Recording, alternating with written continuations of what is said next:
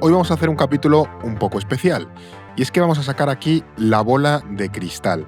En el orden mundial nos gusta hacer este ejercicio siempre a primeros de año, y es que intentamos anticipar qué va a ser lo más importante del año que entra. No es exactamente adivinación, sino tratar de leer entre las tendencias que existen a nivel global, ver un poco qué tipo de sucesos pueden ocurrir o qué tipo de resultados puede haber, por ejemplo, en elecciones o en crisis o, en fin, en lo que nos va a deparar el mundo en 2024. Así que hoy coge un trozo de roscón y un chocolatito caliente y vamos al lío. No es el fin del mundo, el podcast semanal del orden mundial. Para esta especie de juego de adivinación, que no es tal, o sea, esto no es tanto adivinar, sino tratar de entender un poco de manera prospectiva que puede depararnos hoy, este año, el mundo, se han venido con nosotros David Gómez. ¿Qué tal, David? Pues con un poco de miedo, Fer. La última vez que hice de Nostradamus me cargué a Kissinger. Entonces, es verdad. No sé, esto de las predicciones no es lo mío, ¿eh? Hoy hay insignes pronosticadores aquí. Tú ya has demostrado con creces tu valía adivinatoria. Preparado. Y también está Eduardo Saldaña. ¿Qué tal, Eduardo? Buenas, Fer, ¿qué tal? A ti te doy feliz año, porque a David le vi en el episodio de hace unos días. Es verdad. ¿Qué tal iba a decir las aceitunas? Las uvas. Las uvas. Cada uno tiene sus tradiciones. Es casi Reyes, no veo aquí ninguno de tus famosos roscones. Ya, me los he comido todos. No, nada, ahora te toca ir al gimnasio. Tendré que traer, pero el roscón lo traen los Reyes Magos, Fernando, Eso entonces hay que traerlo. Yo espero que el día 6 o 7 haya uno por la oficina. Antes hablábamos de las dotes adivinatorias de David. También aquí te hemos llegado a llamar Saldañamus. Sí, Fernando, sí. Porque tú He traído las cartas del tarot ahora. ¿Qué sois, Piscis? ¿Acuario? No llegaste a adivinar el COVID, pero fuiste de los que se alarmó. De los que me peleé con algún chino por las mascarillas en farmacias. Sí, pero en plan dos meses antes, y luego también llevas meses, si no años, alertando de un tema que nos preocupa mucho, que es el alza en los precios del aceite de oliva. Sí. Tú te has vuelto casi preparacionista del aceite de oliva. Bueno, yo siempre he sido preparacionista. O sea, creo que si viviera en Estados Unidos tendría algún arma en casa y un búnker. Un búnker, claro. Nunca sabes cuándo puede haber un accidente nuclear. ¿No tienes búnker en casa? Tengo 2 trasteros. Claro, que hacen con La variedad. práctica es como si fuera un búnker. En el estándar español, con Y un variedad. agujero a través de la pared para llegar a ellos en menos de 20 segundos. Vale, este podcast y en el año entrante viene muy cargadito de cosas. Va a haber aquí muchos temas que tocar. Sobre todo vienen una tonelada de elecciones. O sea que creo que la mitad de este podcast en 2024 van a ser elecciones y capítulos de países, porque tenemos que hablar de esos países. Pero bueno, así que ¿qué highlights tenemos? ¿Dónde va a ser clave votar este año? Pues tienes razón, Fer, es un super año electoral para alegría de un servidor. De hecho, es el año con más elecciones de la historia. Está previsto que se vote en hasta 76 países durante 2024. Para poneros un poco en contexto, estamos hablando de cerca de 4.000 millones de personas que serán llamadas a las urnas durante este año, es decir, más de la mitad de la población mundial. Es una barbaridad. Y esto incluye las elecciones europeas, elecciones parlamentarias o presidenciales en India, Sudáfrica, México, Venezuela, Indonesia, Rusia, Bangladesh, Taiwán, en definitiva una retahíla de países Muy pendientes de las de Bangladesh. Sin duda. Muy ajustadas, van muy ajustadas. Estaremos ahí pendientes, desde luego. Y si no, ya os lo recordaré. Y luego también hay otras elecciones locales y regionales en países como Brasil o Turquía. O sea que se viene cargadito este También año. está la gran cita del año, que es a finales, en noviembre, por ser más precisos, que es Estados Unidos. Eso también yo creo que nos va a dar para llenar aquí programas y programas de Sí, No que es el se fin del preparen. mundo, Van a acabar hablando un proficiency aquí. No, hombre, pero por ejemplo, tenemos que puede volver Trump, porque va a ser uno de los candidatos. Luego jugaremos ahí un poco a la quiniela a ver qué puede pasar con él, pero... Sí, yo prefiero las de Bangladesh, pero bueno, de todas formas es verdad que puede volver Trump y con él un montón de dolores de cabeza para muchas personas. En general va a ser un año bastante desafiante para las democracias. Hay además Juegos Olímpicos, que son los Sí, de París 2024. Hay una Eurocopa también. ¿En Alemania? En Alemania, eso es. No sé si Taylor Swift viene a España. Sí. No sé si, David, hay algún mundial de croquet, bobsleigh o curling. Bueno, no. Tienes la final de el mundial billar, de snooker. De snooker, que se va... Vas al mundial de billar. Voy a Sheffield, allí. a verlo en directo. A Ronnie O'Sullivan. Esto. Espero que lo veáis ahí, No, a pero ver si lo veis por la yo tele. sí, os lo digo a veces que estaría muy bien hacer algo sobre el billar, ¿eh? Porque Bueno, eso con un botellín y apoyado no, en pero en una, plan, en la una historia, barra. que David nos cuente la historia del billar, de dónde viene, que seguro tiene cuestiones políticas también el billar. Hay que darle una vuelta, pero puede ser, ¿eh? Yo Sí. no digo que no. No, pues mira, ahí queda el primer tema del año, Primer tema del año, básicamente es verdad. es billar. Bueno, también, por ejemplo, se celebrará 80 años del desembarco de Normandía, también otro Ujú. momento importante en la historia europea, y luego, por ejemplo, tendremos cosas abiertas como la guerra de Ucrania, la guerra en Gaza o entre Israel y Hamas, o sea que ahí sigue habiendo un montón de cosas. Esta vez es el aniversario de la muerte de Lenin, que lo hablábamos tú y yo el otro día. Es Es el verdad. centenario. El centenario de la muerte de Lenin, Sí, eso es. que yo Es ahí, verdad. ahí pongo sobre la mesa que haremos un capítulo de la Revolución Rusa a través de Lenin. Sí, Esto, es- si algún oyente quiere que lo ponga, y ya verán. Voy a insistir yo en ello, sí, sí. hay O sea, muchos temitas. Ahí Ese te lo compro perfectamente. Además, ¿eh? me parece muy, muy interesante. En general va a ser un 2024 cargado, y aquí tenemos muchas cosas que desgranar. Por supuesto, no nos va a dar tiempo a profundizar en todo en este episodio. De todas formas, para No, que... por eso tenemos 52 episodios a lo largo No, del no, año. sí, bueno. 52 semanas ahí. Pero para que nos ayuden a analizar lo que está por venir en el 2024, en este episodio, que es un poquito distinto, hemos hablado con colaboradores y colaboradoras del orden mundial para que nos den un poco esa visión de las regiones que controlan. O sea, seguro que, de todas formas, muchos hemos tenido la sensación de que este 2023 ha sido un año un poco caótico. Yo no sé si el 2024 va a ser igual. ¿Nos ha dado ese feeling en el 2023? Bueno, es lo que hablábamos en el episodio hace de la semana pasada, ¿no? Del final del repaso del año Yo ese 2023. no me invitasteis. Claro. Bueno, lo hicimos, salió muy bien. ¿Cómo? Salió Pero muy que bien con Alba ahí. estuvisteis juntos y no me invitasteis. Hacemos episodios sin ti, de hecho. No, pero bueno, sí, que había sido un año como muy caótico. Hablamos de lo de Prigozhin, de Gaza y demás. O sea, que Sí, que han incluso pasado dijimos cosas. que 2023 había sido hasta más intenso que 2022, porque es verdad que en 2022 tenías el inicio de la invasión rusa de Ucrania, que es verdad que opacó un poco todo lo demás, pero este año ha dado la sensación de que se han sucedido un montón de acontecimientos y que no paraba. Tenías la insurrección de Wagner, el golpe de Estado en Níger, de repente moría Prigozhin cuando estabas llegando a casa en el bus y dices, no me lo puedo creer.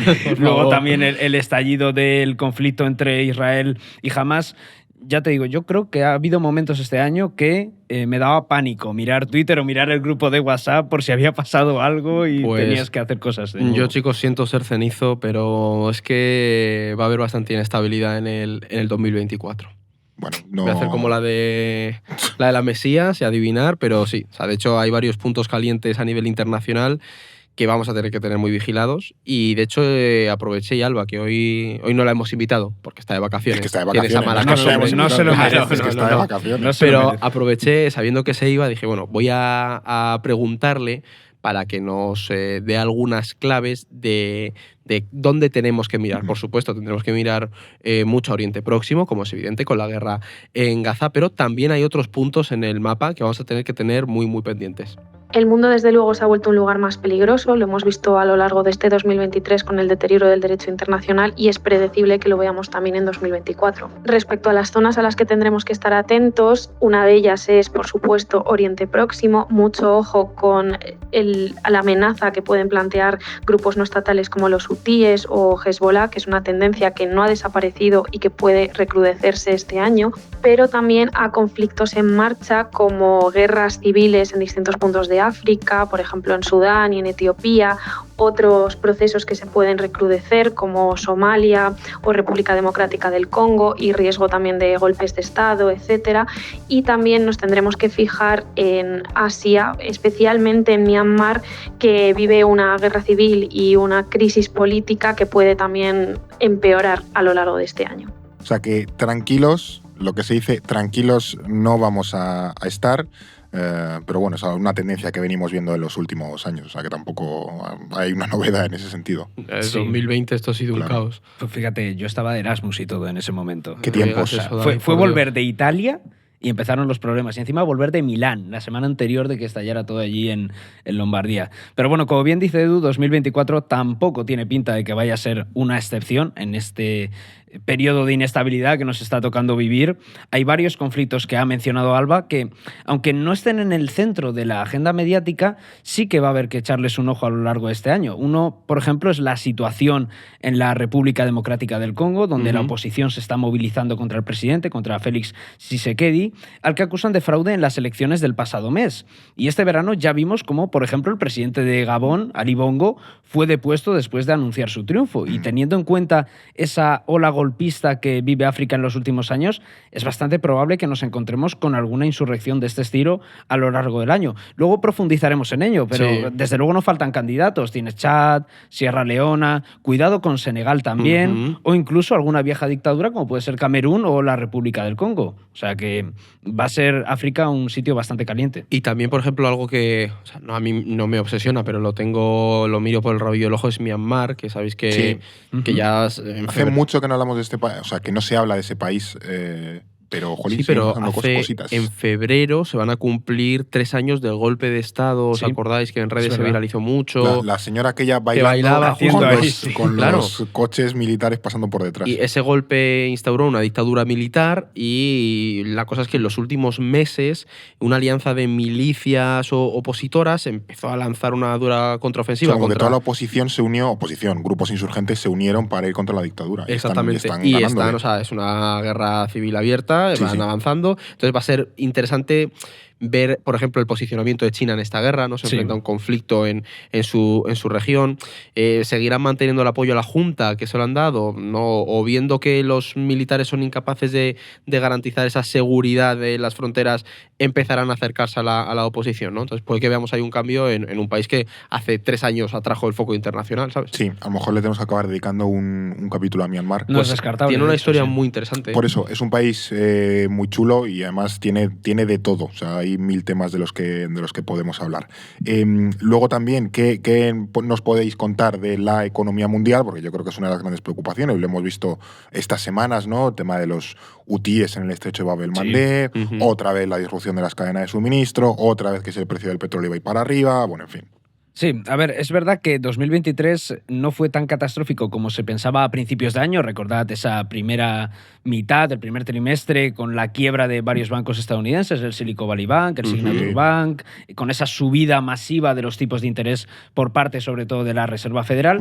Pero lo cierto es que las vulnerabilidades de la economía mundial siguen estando ahí. La mayoría de países están intentando que ese golpe no sea tan grande, que no haya un impacto tan profundo.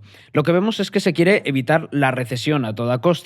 Se van a seguir aplicando medidas para controlar la inflación, pero con mucho ojo para evitar precisamente eso. No vamos a ver quizás unas subidas de tipos tan agresivas, pero los tipos de interés siguen siendo bastante altos. Y de hecho, estuvimos hablando con Juan Vázquez, nuestro compañero economista, que ya se pasó por aquí en el Capi de China, y me decía que todo esto es muy complicado de lograr precisamente con unos tipos de interés como los que hay a día de hoy. De hecho, advierte de que hay países que lo tienen bastante complicado. Países de Europa como Alemania van a seguir sufriendo, ya que están teniendo problemas para recuperar la competitividad que tenían antes de la guerra de Ucrania. Y las economías del sur global podrían respirar un poco si los tipos de interés se estabilizan y si el dólar se sigue devaluando durante este 2024. La verdad es que cuando comentó lo de Alemania me preocupé bastante porque tenemos que recordar que es la primera economía de Europa y que muchas economías, sobre todo de Europa Central, dependen y mucho de sus relaciones con ella. Por eso es importante que miremos cómo evoluciona la situación alemana. Incluso estos meses, creo que hace unos días vi el dato del Reino Unido, que todavía tiene unos datos peores de lo esperado y que a lo mejor también entraba en recesión a principios de año. O sea que a lo mejor a principios de este 2024 podemos tener 2 de las grandes economías europeas, Reino Unido y Alemania, en recesión, o sea que puede ser un escenario complicado. Y a Juan le preguntaste por el tema bueno, las cadenas de suministro, la logística. Igual le mola mucho a Juan internacional. Sí, la verdad es que sí. O sea, yo sé que él tiene un ojo puesto, en lo de la crisis del estrecho de Bab el-Mandeb y que, que como decía Edu, le gusta investigar bastante el tema de las cadenas de suministro. No sé si te ha dicho algo. Sí, siempre que uno habla con Juan hay que aprovechar y aproveché eso, que le tenía el teléfono y le pregunté. Y spoiler, porque se vienen curvas. Los ataques en el Mar Rojo, las restricciones en el Canal de Panamá afectan a las cadenas de suministro, al comercio global y, en última instancia, a los precios de las materias primas y de los alimentos. Y esto es un obstáculo para la lucha contra la inflación. Este tema, el de las cadenas de suministros y los cuellos de botella o choke points que se conocen, que en este 2023 ha vuelto de nuevo. Ya pasó con lo del canal de Suez y un poco con la pandemia. El estrecho de Hormuz también, claro. hace un año o dos, una cosa así. Y o sea, que Juan se fije en esto y en general la economía internacional no es baladí. El conflicto de Israel y Gaza ha puesto de manifiesto lo delicada que puede ser esa situación, o sobre todo una escalada en la región, con un punto tan caliente como este, ¿sabes? ¿Esto os la jugáis si va a haber una escalada o no en la zona de Yemen? Pues yo me la juego. ¿Con qué? ¿Con qué no? Yo creo que no. Yo me la juego y te quedas callado. Al rojo. No, yo creo que no va a haber una escalada. Yo creo que no vamos a ver un conflicto regional. Como este podcast se llama No es el fin del mundo, creo que no vamos a ir no vamos al fin del mundo, porque creo que no hay incentivos en la región y también dentro de Estados Unidos para que haya una escalada. Es que ni Arabia Saudí tiene un interés ahora mismo en acabar con los hutíes. Creo que el que más interés... Arabia Saudí lo intentó y no ha sido capaz. Claro, por eso ahora mismo dice, mira, yo no quiero volver a meterme en este refregado. Creo que el que más interés puede tener en una escalada, y si hay algún tipo de intento de escalada, es por parte del gobierno de Netanyahu, porque se vean muy asfixiados internamente y quieran ir a más. Bueno, has remontado, has empezado a gorrero el episodio y ahora ya vas también cogiendo un cariz más optimista. Que no todo es última hora, el mundo se va a la mierda, claro, que lo vemos en redes. Claro. Sí, a ver, yo estoy con Edu también en este caso. Creo que no vamos a ver un conflicto regional a gran escala en Oriente Próximo, porque es verdad que ese riesgo existe, que es posible que veamos ciertas escaramuzas entre Israel y otros actores cercanos a Irán, como puede ser Hezbollah, lo estamos viendo con los hutíes también. Sí, pero como dijimos en el capítulo de Hezbollah, se han achantado bastante en el sentido de, yo digo, mira, yo no me quiero meter pero aquí. Pero bueno, yo no descartaría que hubiera intercambios de fuego ahí en el norte de Israel, sur del Líbano. Amago de Israel dentro del Líbano. Claro, yo por eso no pongo la mano en el fuego al 100%. Ahora bien, un conflicto regional a mayor escala sí que soy más escéptico, porque los países árabes de la zona no están por la labor de entrar en una confrontación con Israel. Lo hemos visto en los últimos años con esos acuerdos de normalización de relaciones con Tel Aviv, que ese es un clima que se sigue manteniendo. Quizás ha paralizado las conversaciones, sobre todo entre Arabia Saudí y Israel, pero esa necesidad o ese pragmatismo hacia Israel sigue estando ahí porque es un socio regional importante frente a Irán y también ofrece muchos incentivos en materia de seguridad para estos estados.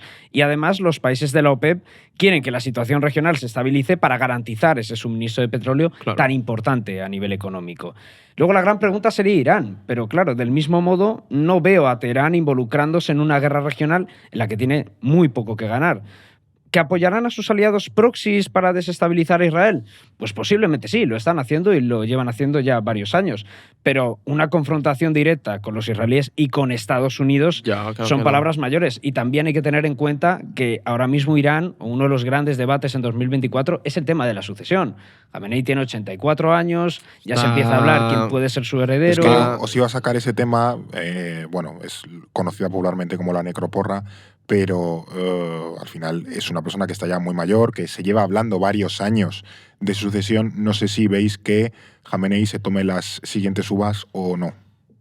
Desde luego es un candidato, ¿eh? Sí. Pues ya se rumoreó con que había fallecido hace unos meses. ¿No os acordáis que hubo rumores de la salud de Khamenei está fatal y demás? Sí, pues sí puede ser que no fallezca. Me sale el nombre del que fue primer ministro, que era de los moderados, que se especuló que podía ser Raisi, efectivamente, sí. Que podía ser su sucesor al frente de la jefatura del Estado. Pero es una movida lo de la sucesión de los ayatolás. Sí, tiene un montón de. Se hablaba ahora de su consejos. hijo, que podía ser también candidato, que está metido dentro de la Guardia Revolucionaria Islámica. Sí, pero vamos, Khamenei tiene papeletas. Khamenei tiene papeletas de no terminar con Kissinger, de no terminar el año, efectivamente. Bueno, y con la guerra de Gaza, ¿qué perspectiva y qué prospectiva le damos? Porque, también cuándo acabará, cómo va a salir el gobierno israelí de esto, en fin. Yo vaticino que los primeros meses, vamos a tener conflicto en Israel y en Gaza, el primer trimestre del 2024 creo que va a durar casi seguro. Veo complicada la solución de los dos estados, porque parece que ahora mismo es inviable, sobre todo cuando los colonos israelíes siguen ocupando Cisjordania, ¿no? Y Israel al final cuenta con el apoyo completo de Estados Unidos. No hay un incentivo claro para para el gobierno israelí, pero lo que he hecho es aprovechar y me he ido a hablar con Álvaro de Argüelles, que está siguiendo bastante el tema, controla mucho sobre Oriente Próximo, y le he ido a preguntar sobre qué cree él que va a pasar en este 2024 con la cuestión gazatí. Está claro que el gobierno de Israel querría mantener el control de la franja de Gaza. De hecho, varios ministros de Netanyahu hablan abiertamente de una limpieza étnica y del fin de los acuerdos de Oslo. Con todo, el escenario más probable es que Israel ceda ante la presión de su principal aliado internacional, Estados Unidos, el cual exige que la guerra acabe a principios de 2024 y que se ceda el control de la franja a una posible coalición militar internacional y eventualmente a la Autoridad Nacional Palestina. De hecho, Washington ya habría pedido que se empiece a entrenar una fuerza de entre 3.000 y 5.000 palestinos, mientras que los países árabes del Golfo se encargarán de la reconstrucción de Gaza. ¿Y tú de esto que nos ha contado Álvaro, qué opinas, David? Pues sinceramente yo no tengo tan claro que la guerra en Gaza vaya a acabar a lo largo de este año, porque hay que recordar que el primer ministro israelí, Benjamin Netanyahu, ya afirmó que esta guerra sería larga y que su objetivo era erradicar a Hamás en Gaza. Y eso requiere mucho tiempo, quizás años, o quizás no lo consiga nunca, que esa es la gran cuestión. Y además, el propio Netanyahu sabe que su futuro político está hipotecado a esta guerra, que para mí es lo más importante. Yo creo que es la clave. Cualquier alto al fuego en estas condiciones sería su sentencia política, si es que no está sentenciado ya, que ese es otro tema. Del mismo modo, tampoco creo que Israel vaya a desocupar la franja tan fácilmente, porque no, eso seguro. Tel Aviv por supuesto. no va a aceptar salir de Gaza. Y sobre todo para que acabe regresando a la Autoridad Nacional Palestina. De hecho, lo ha dicho explícitamente Netanyahu. Y menos aún con la presión de los sectores más ultraderechistas en el gobierno, que al final abogan por esa anexión de los territorios que ahora mismo controlan los palestinos. Y tampoco podemos olvidar la deslegitimación interna que sufre la ANP. O sea, imaginaos en qué posición quedaría la Autoridad Palestina si regresa al poder en Gaza, donde ahora mismo no tiene ninguna estructura, gracias a Israel. Sí, que sería tremendo. Y lo mismo se puede decir de los países árabes, que deberían respaldar esa coalición internacional transitoria de la que habla Álvaro, porque por mucho que Egipto, Jordania o Emiratos Árabes Unidos hayan normalizado sus relaciones con Israel, el apoyo social a la causa palestina es abrumador en estos países. Participar de esa coalición transitoria sería cuanto menos impopular. Sí, se ha hablado mucho de esa posibilidad como la menos mala, la opción menos mala, de que sean los países árabes los que ocupen en una misión de paz y reconstruyan... Turquía. Yo creo que Turquía... Sí, algún país árabe / musulmán que sea un poco el que haga de colchón para precisamente evitar esa asociación de que sea Israel el que devuelva la Autoridad Nacional Palestina a Gaza y bueno, y tampoco lleguen, por ejemplo, tropas occidentales, que eso también tiene muy mala prensa en Oriente Próximo por razones evidentes. Bueno, en fin, bastante complicado. Y del amigo Netanyahu, ¿qué opináis? ¿Que va a seguir en el...? O sea, yo creo que es un muerto en vida políticamente hablando. O sea, yo creo que este señor, en cuanto decaiga un poco lo de Gaza, yo creo que le van a sacar del poder, si no antes. Pero... Pues ahí coincides con Álvaro, porque en esto él sí se ha mojado. Mira. Aunque es cierto que Netanyahu es un superviviente político nato, la mala gestión de la crisis y en concreto la muerte de algunos de los rehenes a manos del propio ejército israelí, muy probablemente marquen el fin de su carrera política este 2024. Y yo estoy con él en que creo que Netanyahu no va a acabar el año en el cargo. Ya a lo mejor, otro que no se come las uvas. Yo creo que no. Yo creo que va a ser... Y tiene los casos de corrupción también. Claro, y sobre todo por la inestabilidad interna. Y creo que incluso esa gran coalición se acabe fragmentando porque haya quien diga, oye, mira, tenemos que ir a las urnas porque la inestabilidad está muy así. Lo que creo que va a ser más complicado es saber quién va a llegar después precisamente de Netanyahu. O sea, entiendo lo que queréis decir, pero yo no subestimaría tampoco la capacidad de resiliencia que tiene Netanyahu. Estamos hablando de un tipo que lleva en el poder muchísimo tiempo, desde finales de los 90, es un auténtico funambulista del poder y ahora mismo cuenta con una coalición de aliados relativamente sólida. Sus presupuestos están aprobados hasta 2025, o sea que este año lo puede aguantar. Y realmente el único escenario que veo yo para que caiga Netanyahu es una revuelta interna dentro de su propio partido, el Likud, que es algo que puede pasar, sí, pero no lo veo tan fácil y tan claro. No, sí, ahí yo creo que el tema es que está en una huida hacia adelante, porque no le queda otra, con sus socios que son todavía más ultras que el propio Likud. Pero claro, eso llega a un punto en el que la tienes que liar muchísimo para para precisamente poder seguir vivo. En el momento en el que tú te moderas un poco, vas a caer. O sea, va a venir pues Gantz o uno de estos más centristas más y a decir, moderado. mira, Yo ahí me resto la difiero posición yo creo que no llega a final de año. Ahí sí me la juego, digo, no llega a final de año. Yo no digo que no vaya a pasar, solo digo que no va a ser tan fácil que caiga. Ah, vale. David le ve más afina manual de resistencia por Benjamin Netanyahu. Sí. Además es que es un tipo de esos, es como un Erdogan de la vida que dices, que va a caer, vuelve. crees que cae y nunca cae. Pero bueno, a lo mejor le estoy sobreestimando. Exactamente, a lo mejor, bueno, luego yo creo que este episodio en un año, o en menos de un año, en 51 semanas, lo rescataremos a ver qué dijimos que iba a pasar y ver si ha pasado o no. También Sí, esa es la gracia del asunto. Claro, ¿no? este ejercicio de la bola de cristal, pues luego también repasar a ver si estábamos o no equivocados. La otra gran guerra de este 2023, y que bueno, yo creo que promete seguir siéndolo en 2024, es la de Ucrania, porque durante este año pasado el frente se estancó bastante, la contraofensiva ucraniana no funcionó como se esperaba.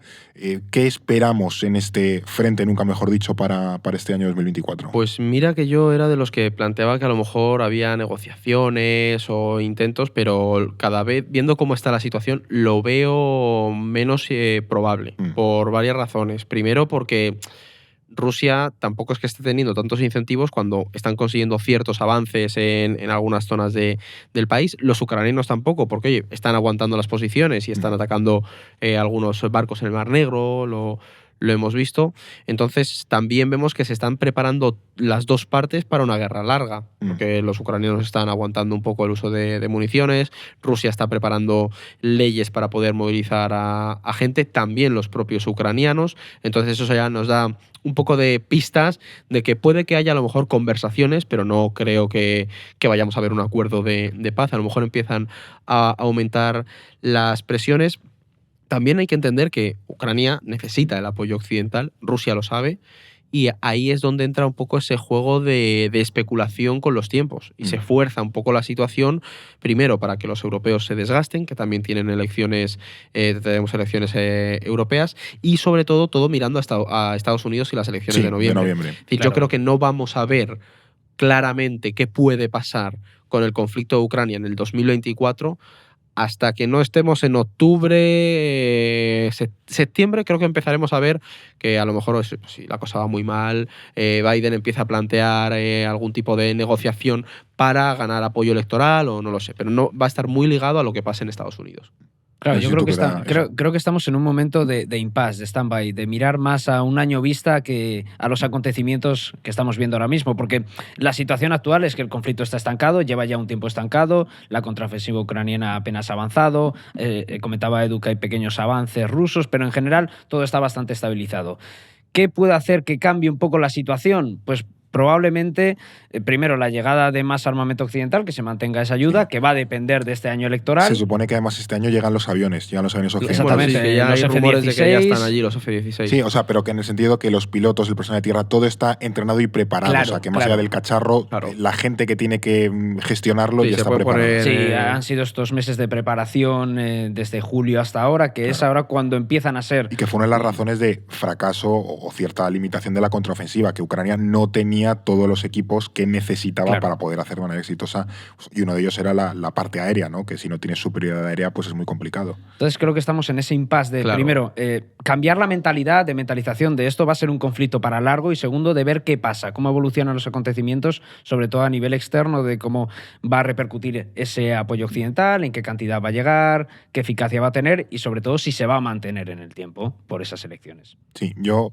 por jugármela creo que la guerra va a continuar, pero vamos, sin ningún tipo de limitación este 2024, independientemente de Estados Unidos, porque además el hipotético nuevo presidente no entraría hasta enero del 25, entonces el 24 lo doy como porque va a seguir la guerra. Y además creo que Ucrania creo que va a hacer algunos avances en el sur, en la zona de Crimea, pero bueno, esto en un año lo veremos. Creo que es su objetivo principal, no tanto el norte, la zona del Donbass, sino más avanzar hacia Crimea. Creo que es como el gran premio estratégico. Sí, con la concesión con la que dirían, bueno, nos sentamos a negociar. Claro, es que creo que es el gran punto doloroso para Rusia, perder Crimea, no tanto Ya, la zona del Crimea sería Donbass. devastador. Claro. De todas formas, es verdad que el nuevo presidente estadounidense entraría en enero del 25, entonces este año no influiría eso, Claro. pero sí que creo que influye el hecho de estar en un año de campaña electoral. No, por supuesto. Y de ver claro. cómo el ala dura de los republicanos va a estar boicoteando cada vez más esa ayuda. Entonces, por ahí sí que creo que va a condicionar bastante y vamos a ver cómo evoluciona eso. Hay que sumarle también que dentro de Ucrania hay más voces críticas con Zelensky, lo hemos comentado en el episodio del repaso de 2023. Se ha criticado el excesivo optimismo que puede tener Zelensky, cosa que yo personalmente por otro lado entiendo. Al final, si no, ¿qué le vas a decir a tu población? ¿No? Imaginemos, yo que sé, un Churchill en el 41 diciendo, no, Está si todo perdido. Claro, si vamos a perder y nos van a invadir cualquier día. Otro hombre. piti, que esto está... Claro, hombre, señor, arriba los corazones, Sí. ¿no? No sé si veis, se suponía que debería haber elecciones, pero al final no las va a haber por la situación de guerra. No sé si veis 2000, a este sí se come las uvas Zelensky en el poder o no. Yo creo que sí. Que Yo sí creo que aguanta. Zelensky aguanta en el 24 precisamente un poco por lo que decimos, que creo que hasta internamente, hasta los más críticos, como un Klitschko, que ya lo Sí. comentasteis, hasta él dirá, mira, pues estamos en una situación muy delicada, sobre todo este año, vamos a aguantar, cierre de filas nacional y tiramos para adelante. Yo Y creo es que sí. Yo creo que para una caída de Zelensky, Ucrania tendría que estar, si no al borde de la derrota, derrotada.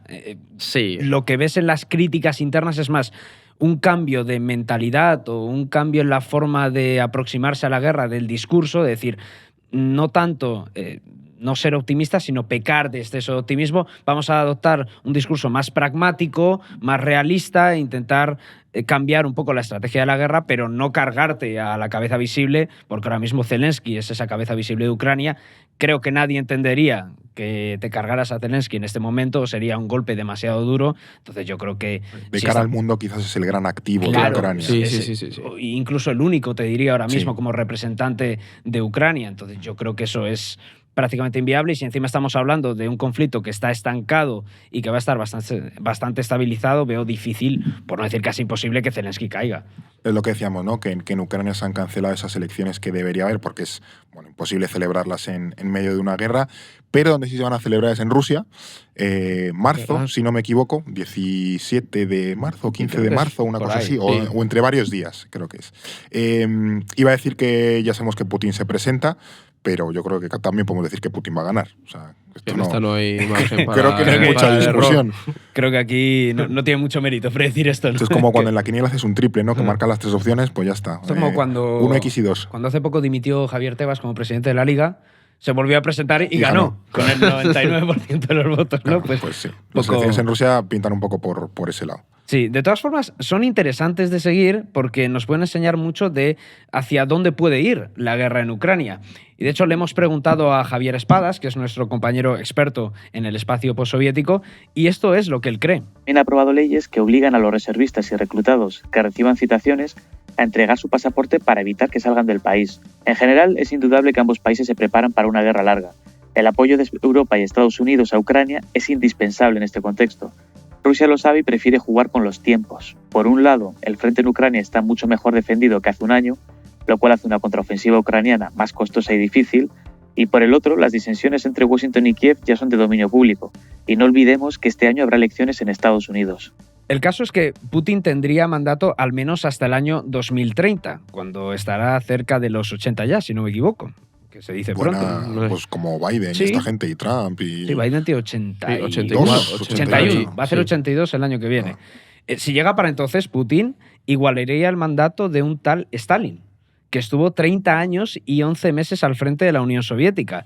Y lo cierto es que hay pocos indicios para creer que puede perder el poder en el futuro inmediato, y más tras la muerte de Yevgeny Prigozhin y la desintegración del grupo Wagner. Ahora bien, tampoco pondría la mano en el fuego a medio plazo, porque es lo que comentamos al final con Alba en ese repaso del mundo en 2023, que la insurrección de Wagner reveló públicamente las divisiones y las debilidades dentro de su régimen. Y tras esa rebelión, Putin lo ha apostado todo a una camarilla de hombres leales vinculados a esa cúpula del Ministerio de Defensa y del Ejército. Hablábamos de Sergei Shoigu, de Valery Gerasimov. y ya no existe el equilibrio entre facciones que él siempre ha cultivado, Claro. como ese árbitro entre distintos bandos internos. Es un líder cada vez más bunkerizado, más aislado y más atrincherado en el poder.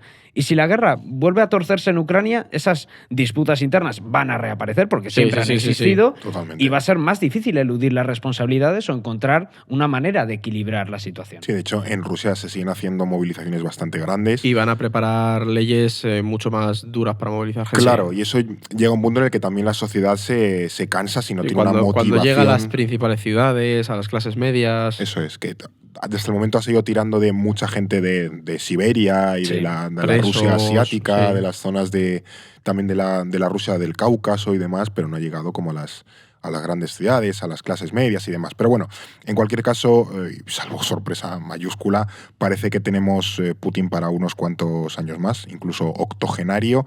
De todas formas, las elecciones de Rusia no son las únicas, ni tampoco son las más reñidas, desde luego, porque a principios de junio se celebran una de las grandes citas electorales del año, que son las elecciones al Parlamento Europeo. Ujú. 720 diputados de 27 países y con la Unión Europea pues bastante calentita tras una legislatura pues muy marcada, la pandemia, la guerra en Ucrania, Israel ahora, tal. Sí, además no podemos decir que von der Leyen, la presidenta de la Comisión, haya tenido una legislatura tranquila, la verdad. Desde luego que Y no. nadie daba un duro por ella cuando llegó Sí. y ha salido con un perfil creo que bastante digno. ¿No? Y en teoría su mandato también se tiene que renovar tras las elecciones y ahí, Sí, pues, claro, a ver claro, si- hay dudas de si pues- ella va a seguir o no y pues ahí dependerá un poco cómo queden los escaños. También su figura, es verdad, que con el tema de Israel ha recibido más O sea, críticas ahí se por pasó ese un poco viaje. de frenada. Claro, entonces- La rama alemana le ha perdido un poco. Sí, ese lado. justo. Pero la gran pregunta, yo creo, es cuánto crecerá la ultraderecha en estas elecciones, que es esa gran ola que vive Europa, y si será capaz de llegar a ser decisiva en el Parlamento Europeo, que ahí pues influirá bastante la legislación que se pase, o también, y esto ya es otro melón, si serán capaces de entrar en la comisión. Claro, yo creo que esa es la gran pregunta, porque todo hace indicar, es evidente que los dos grupos de ultraderecha van a crecer en el Parlamento Europeo.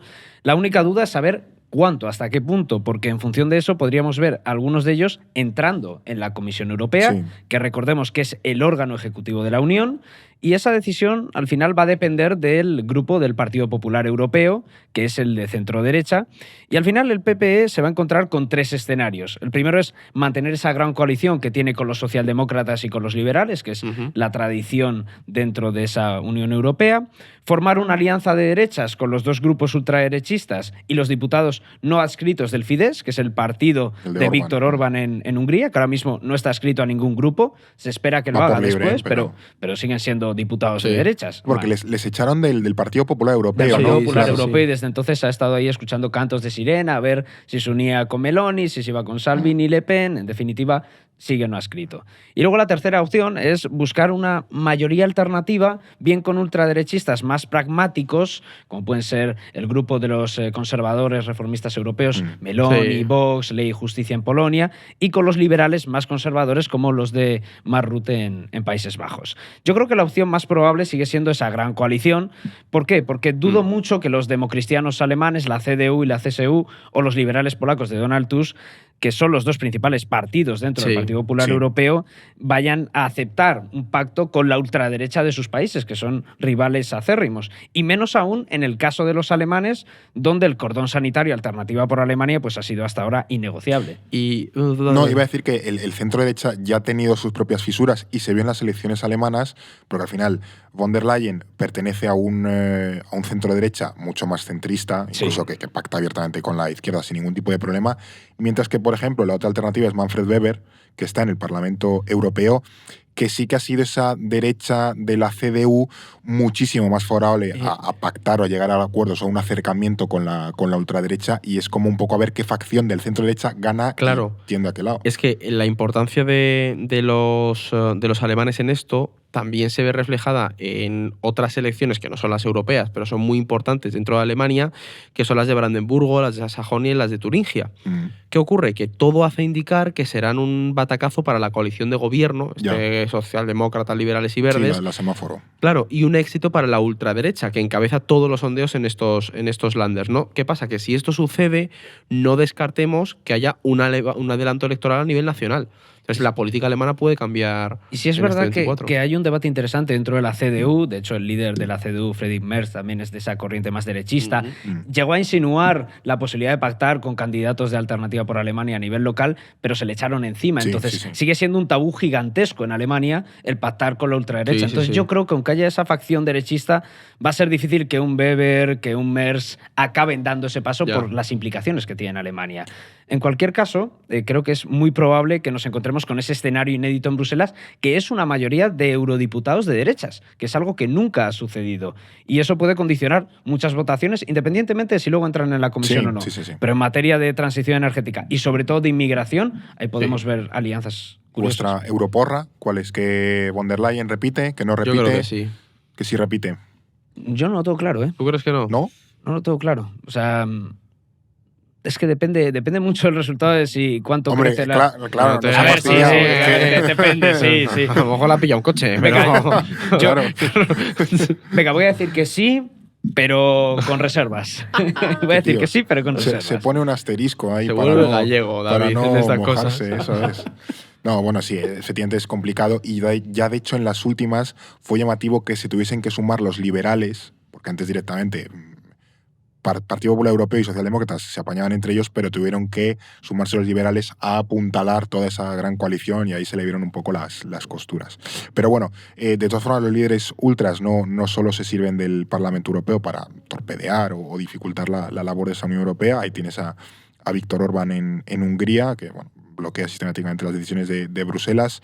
No sé si seguirá siendo un problema ahí el húngaro, ahora que ha perdido a su gran aliado, que era el gobierno euroescéptico de Polonia, Ley y Justicia. Pues a ver, es obvio que Orbán ahora mismo está más aislado que nunca dentro de la Unión Europea. De hecho, lo vimos en las últimas semanas, en una de esas cumbres de líderes europeos celebradas en Bruselas, cuando Orbán abandonó la sala en la que se votaba el inicio de las negociaciones de adhesión de Ucrania a la Unión. Y en ese sentido sí que es verdad que el cambio de gobierno en Polonia y esa cercanía de Viktor Orbán hacia Rusia le han puesto en una situación bastante delicada. Claro. Pero no hay que olvidar que Hungría sigue teniendo un importante poder de veto en el Consejo Europeo y que es muy probable que boicotee cualquier avance en torno a la integración ucraniana. Él mismo lo ha reconocido y lo ha dicho que eso no va a seguir adelante mientras él esté como primer ministro. Sobre mi cadáver. Claro, eso seguro. Y aún así sí que creo que Orbán, que es un tío bastante pragmático, va a intentar recalibrar esa posición dura que mantiene y buscar una actitud algo más conciliadora con Bruselas. De hecho, creo que es bastante plausible que le veamos haciendo ciertas concesiones a cambio de que la Comisión desbloquee esos fondos congelados a Budapest, que es un tema muy importante. La virutilla.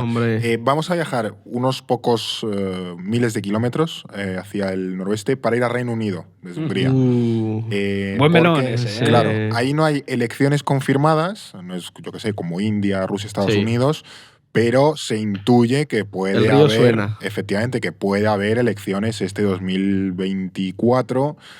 Bueno, y que también la cabeza de Sunak están afilando la pica para ponerla encima. Bastante, de hecho. Oficialmente, la fecha límite para convocar elecciones es enero de 2025. De hecho, hasta hace unos meses se daba por hecho que Sunak iba a intentar agotar su mandato. Pero Sunak ya dijo públicamente que planea celebrar las elecciones en este año 2024. ¿Por qué? ¿Sabe que va a perder y que quiere minimizar daños? Pues muy probablemente. Ya. Y si eso sucede, podríamos tener el primer gobierno laborista desde el año 2010. Casi Gordon Brown. Sí. Gordon Brown, claro. Sí señor. Fijaos si ha llovido. No habíamos ganado ni el Mundial siquiera. No sé si estábamos por ahí en el límite. Tus referentes. Hombre, yo creo que es referente nacional, pero vamos, de todo el mundo, incluso de Edu. Fíjate cómo se ríe. Por eso le he pedido a nuestra compañera Beatriz Valero, que controla mucho de la política británica, que nos haga un vaticinio electoral. Las próximas elecciones generales en Reino Unido sucederán en 2024 y supondrán, casi con absoluta seguridad, una derrota enorme para el Partido Conservador, que lleva 13 años gobernando el país. La clave ahora será ver si Keir Starmer y los laboristas son capaces de obtener una mayoría histórica o si su victoria será un poco más reducida. La verdad es que la deriva de los Tories, a ver, ayuda un poquito a predecir qué va a pasar en Reino Unido. O sea, yo creo que el camino que están siguiendo, pero yo estoy con Beatriz en que es verdad que los laboristas creo que tienen asegurada no solo la victoria, sino una mayoría histórica. Pero para mí, si hay elecciones en Reino Unido, lo más interesante es el ostión que se van a dar los conservadores. ¿Hasta qué punto puede llegar? ¿Hasta qué profundidad puede llegar el hoyo que hagan los Tories? Porque creo que es lo que va a ser muy significativo para el futuro de Reino Unido. Porque esto se entronca con los escoceses, ¿sabes? Con toda la política interna. Es que hay sondeos incluso que los colocan por detrás del Partido Nacionalista Escocés. Es que eso sería muy bestia. Tercer partido del Reino Unido, claro. los conservadores. Eso también se va enlazado con Irlanda del Norte. Es decir, tendría un montón de derivadas, un golpe gordo de los Tories. Completamente. Que es cierto que para quien nos esté escuchando y no esté muy puesto en el sistema electoral británico, que a veces pasa, claro, al tener circunscripciones únicas y muy pequeñitas y ser de voto mayoritario, es decir, que no es proporcional, sino que el que saque más votos en la circunscripción se la lleva, aunque sea un voto o 10 votos más. Claro, los laboristas, como van a ganar en muchas de las circunscripciones, aunque sea con poco margen, se llevan un montón de diputados. Y los conservadores, pues en realidad van a tirar muchísimos votos en circunscripciones que no van a rascar nada, aunque estén muy cerca de los laboristas. Claro, que los Tories pueden tener un 20% de intención de voto, por decir un número, y tener 30 diputados mientras los dos tienen 200. Claro, al tener concentradas las circunscripciones donde son primera fuerza los nacionalistas escoceses, pues es una opción que puede pasar. Claro. No aparecen muchos sondeos, pero quién sabe si luego al final ese efecto del carro ganador de la primera fuerza termina haciendo que muchos acaben votando por los laboristas. Incluso te diría que la otra gran pregunta sobre el Reino Unido es saber cuándo vamos a ir a esas elecciones. Porque yo no descartaría que los británicos terminen votando en primavera, porque hay que recordar que Rishi Sunak estuvo a punto de caer hace unas semanas después de que los conservadores más radicales salvaran ese proyecto de ley sobre las deportaciones masivas de inmigrantes ilegales a Ruanda. Pero es bastante probable que esa ley acabe cayendo tarde o temprano. Ya conocemos al ala dura de los conservadores, que es implacable. Y si eso sucede, y es muy posible que lo haga, será el fin del gobierno de Sunak. Otro que no se come las uvas. No, seguro que no. Yo creo que ese es 100%. Le van a defenestrar. Cameron se carga a otro gobierno, ¿eh? The Last Dance de Cameron. Claro, siempre que está pasa algo en Reino Unido. Este señor le han nombrado ministro exterior y hace un poco gafe. Puede ser. Bueno, ya la ha liado bastante. A lo mejor es, no sé, si dice su última obra buena. No creo. Es como el rey Midas al revés. Sí. Todo lo que toca lo convierte. Se lo carga. Pero bueno, ahora que has mencionado Ruanda, nos vamos a ir cerca, pero antes toca... Ya no hay aquí espumillón, ni Navidad, ni nada, pero bueno, hay que seguir aquí dando la turra porque te recordamos que tienes también disponible nuestra fantástica libreta, maravillosa libreta, impresionante libreta del orden mundial que puedes conseguir ahora mismo si te suscribes durante un año a esta santa casa, y además te damos un 10% de descuento con el código podcast, o sea que si te suscribes ahora durante un año te llevas la libretilla y un 10% de descuento si metes el código podcast, así que te vas a elordenmundial.com/suscríbete y así haces posible que, bueno, pues diga que podamos sacar un montón de contenido chulo, este podcast que lo podamos sacar adelante, otros podcasts que tenemos en mente pero que todavía no podemos sacar adelante por falta de recursos, así que el código podcast y nos echas una mano. Esto No es el fin del mundo. Ahora quería que nos fuésemos a África y aprovecho, bueno, pues para recuperar también una cosa que estuvimos mencionando antes, ¿no? El riesgo que hay de nuevos golpes de Estado en el continente. El año pasado, en 2023, ya, bueno, hemos tenido bastantes, ¿no? Mencionasteis el tema de Níger también, Gabón, ¿no? Con los Bongo y tal. Vamos a ver más dónde pueden ocurrir, cuáles los países un poco que hay que estar atentos para de próximas dinámicas golpistas. Pues parece que 2024 no va a ser una excepción y va a continuar un poco la línea del 23, que es probable que veamos que veamos golpes. De hecho, lo que he hecho básicamente es irme a hablar con David Soler, que de hecho está por tierras africanas, y nos ha dado un poco su vaticinio para el 2024. El 2024 es importante con la salida de la MINUSMA en Mali y para ver un poco si se empieza a revertir esta dinámica. De todos modos, esa inestabilidad se está contagiando por África Occidental y Central, y sí, habrán más golpes de estados a buen seguro, bien sea por propias escisiones dentro de los ejércitos de estas juntas militares como Mali, Burkina Faso, Guinea, como en otros países que podrían ser Sierra Leona, Guinea-Bissau y sobre todo, ojo con Chad, que es la última, es una dictadura, ¿no? Pero el último país aliado de Occidente en el Sahel, y también con, por ejemplo, Camerún, que tiene a un Paul Biya muy mayor y muera o no, pero su salud puede un poco marcar el devenir, ¿no? del año que viene en Camerún. Yo la verdad es que Camerún es un país que tiene muchas papeletas de sufrir un golpe de Estado. ¿Camerún? Camerún, sí. O sea, de hecho yo ya pensé que se lo iban a dar en su momento con toda esta ola, porque también es que es un gerontócrata de estos que lleva la vida gobernando. Ah, vale. Sí, que ya le va tocando claro, salir. Cuando se dio este golpe contra la familia Bongo en Gabón, yo ahí dije, si el siguiente no es Camerún y se mueven, pero es verdad que hubo cambios en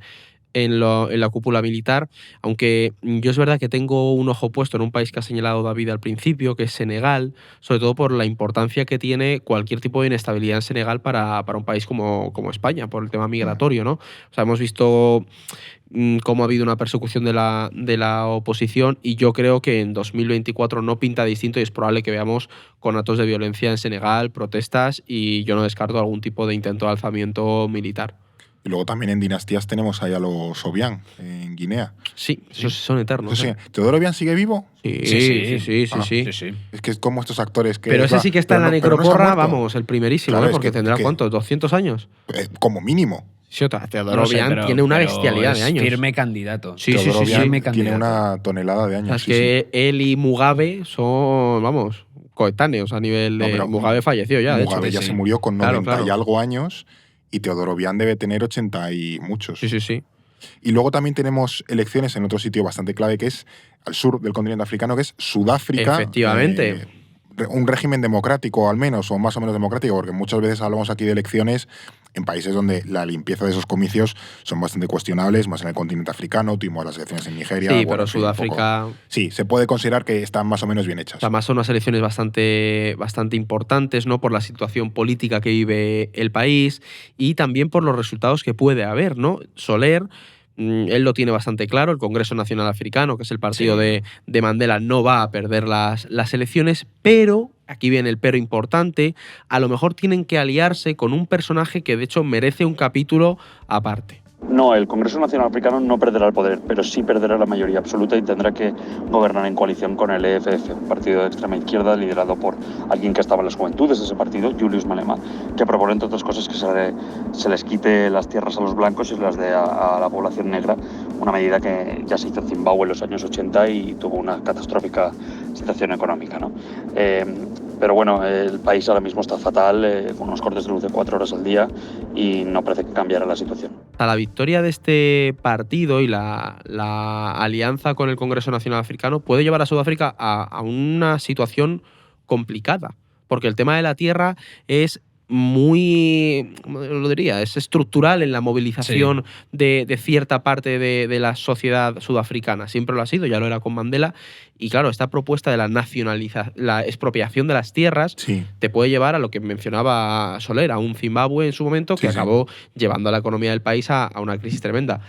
Yo no sé si vamos a llegar a ese punto, pero una coalición daría mucho peso a esas voces más radicales dentro de la política sudafricana, que por mucho que el apartheid se haya acabado y Mandela hiciera toda esta reconstrucción nacional y pacificación, sigue habiendo unas brechas muy grandes. Si alguien ha estado... Yo estuve en Sudáfrica en su momento y sigue habiendo brechas importantes. ¿Tú cuándo estuviste en Sudáfrica?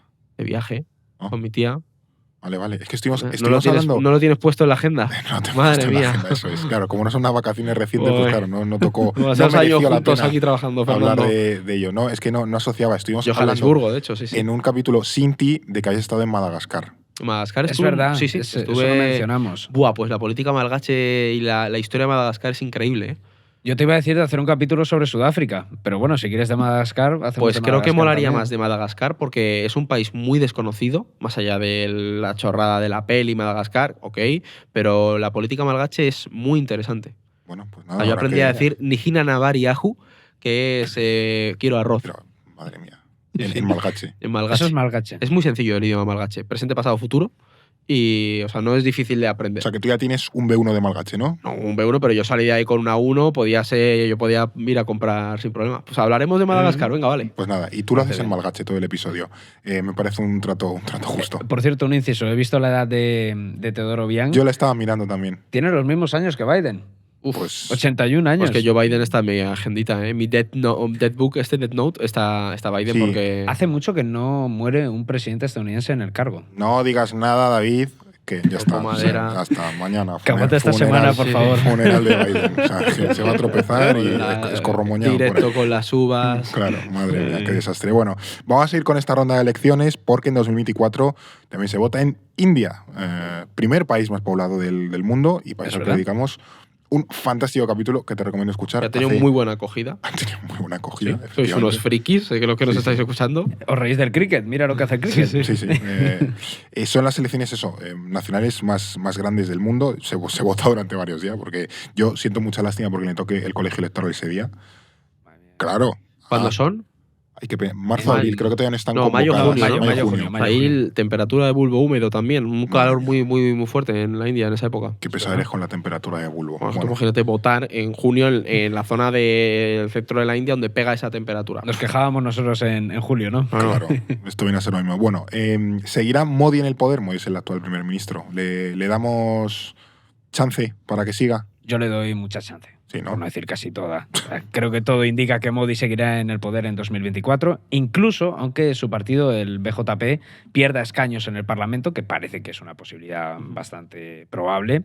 Pero sí que es verdad que en los últimos años el Partido Popular Indio, el BJP, se ha consolidado como la fuerza hegemónica en esos estados del cinturón hindi, que como explicamos en el capítulo sobre India, son esos estados del norte, la franja central, donde se habla mayoritariamente hindi y que es el principal bastión electoral del BJP. No obstante, hay un aliciente añadido en estos comicios y es que la oposición va a concurrir unida, cosa que no sucedió en 2019 y que ayudó mucho al BJP para arrasar en esas elecciones.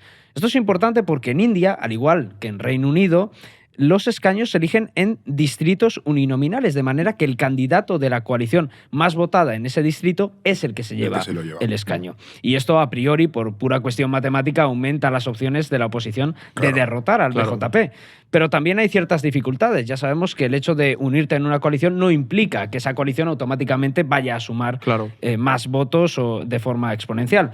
La primera dificultad es la popularidad de Modi, que cuenta con un 78% Es de una aprobación. bestialidad. Pero es algo que se ha mantenido en el tiempo, no es que tenga picos. No, consigue mantener índices brutales. Es el líder, de hecho, uno de los más populares del mundo, por lo menos en los países más emergentes. La segunda es que esa alianza opositora que se llama India, en acrónimo, ya es bastante con una declaración de intenciones, desde luego, carece de un líder fuerte, lo cual es complicado a la hora de enfrentar una figura tan popular y tan personalista como Narendra Modi.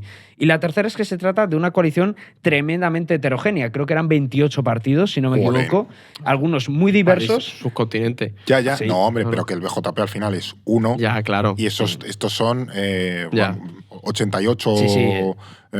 partidos ahí mezclados o 104. En fin. Os podéis imaginar que son muy diversos y es que en algunos casos son rivales acérrimos en algunos estados. Claro. Entonces va a ser muy difícil conseguir crear una coalición cohesionada. Que además yo siempre soy muy reacio a este tipo de coaliciones que básicamente tu elemento de cohesión es la oposición al líder, ¿sabes? Sí. Entonces yo sí que creo que Modi va a revalidar su mandato, o sea, van a ganar, el BJP va a revalidar, no sé si la mayoría, pero bueno, sí, la mayoría, no sé si absoluta, pero va a ganar las elecciones. Sí, Veremos pues a con buen Modi margen. en el 2024. Y lo que está claro, y para mí es lo más peligroso en cierto sentido, es que India continuará con la deriva nacionalista y autocrática que ha tenido, o sea, a nivel interno.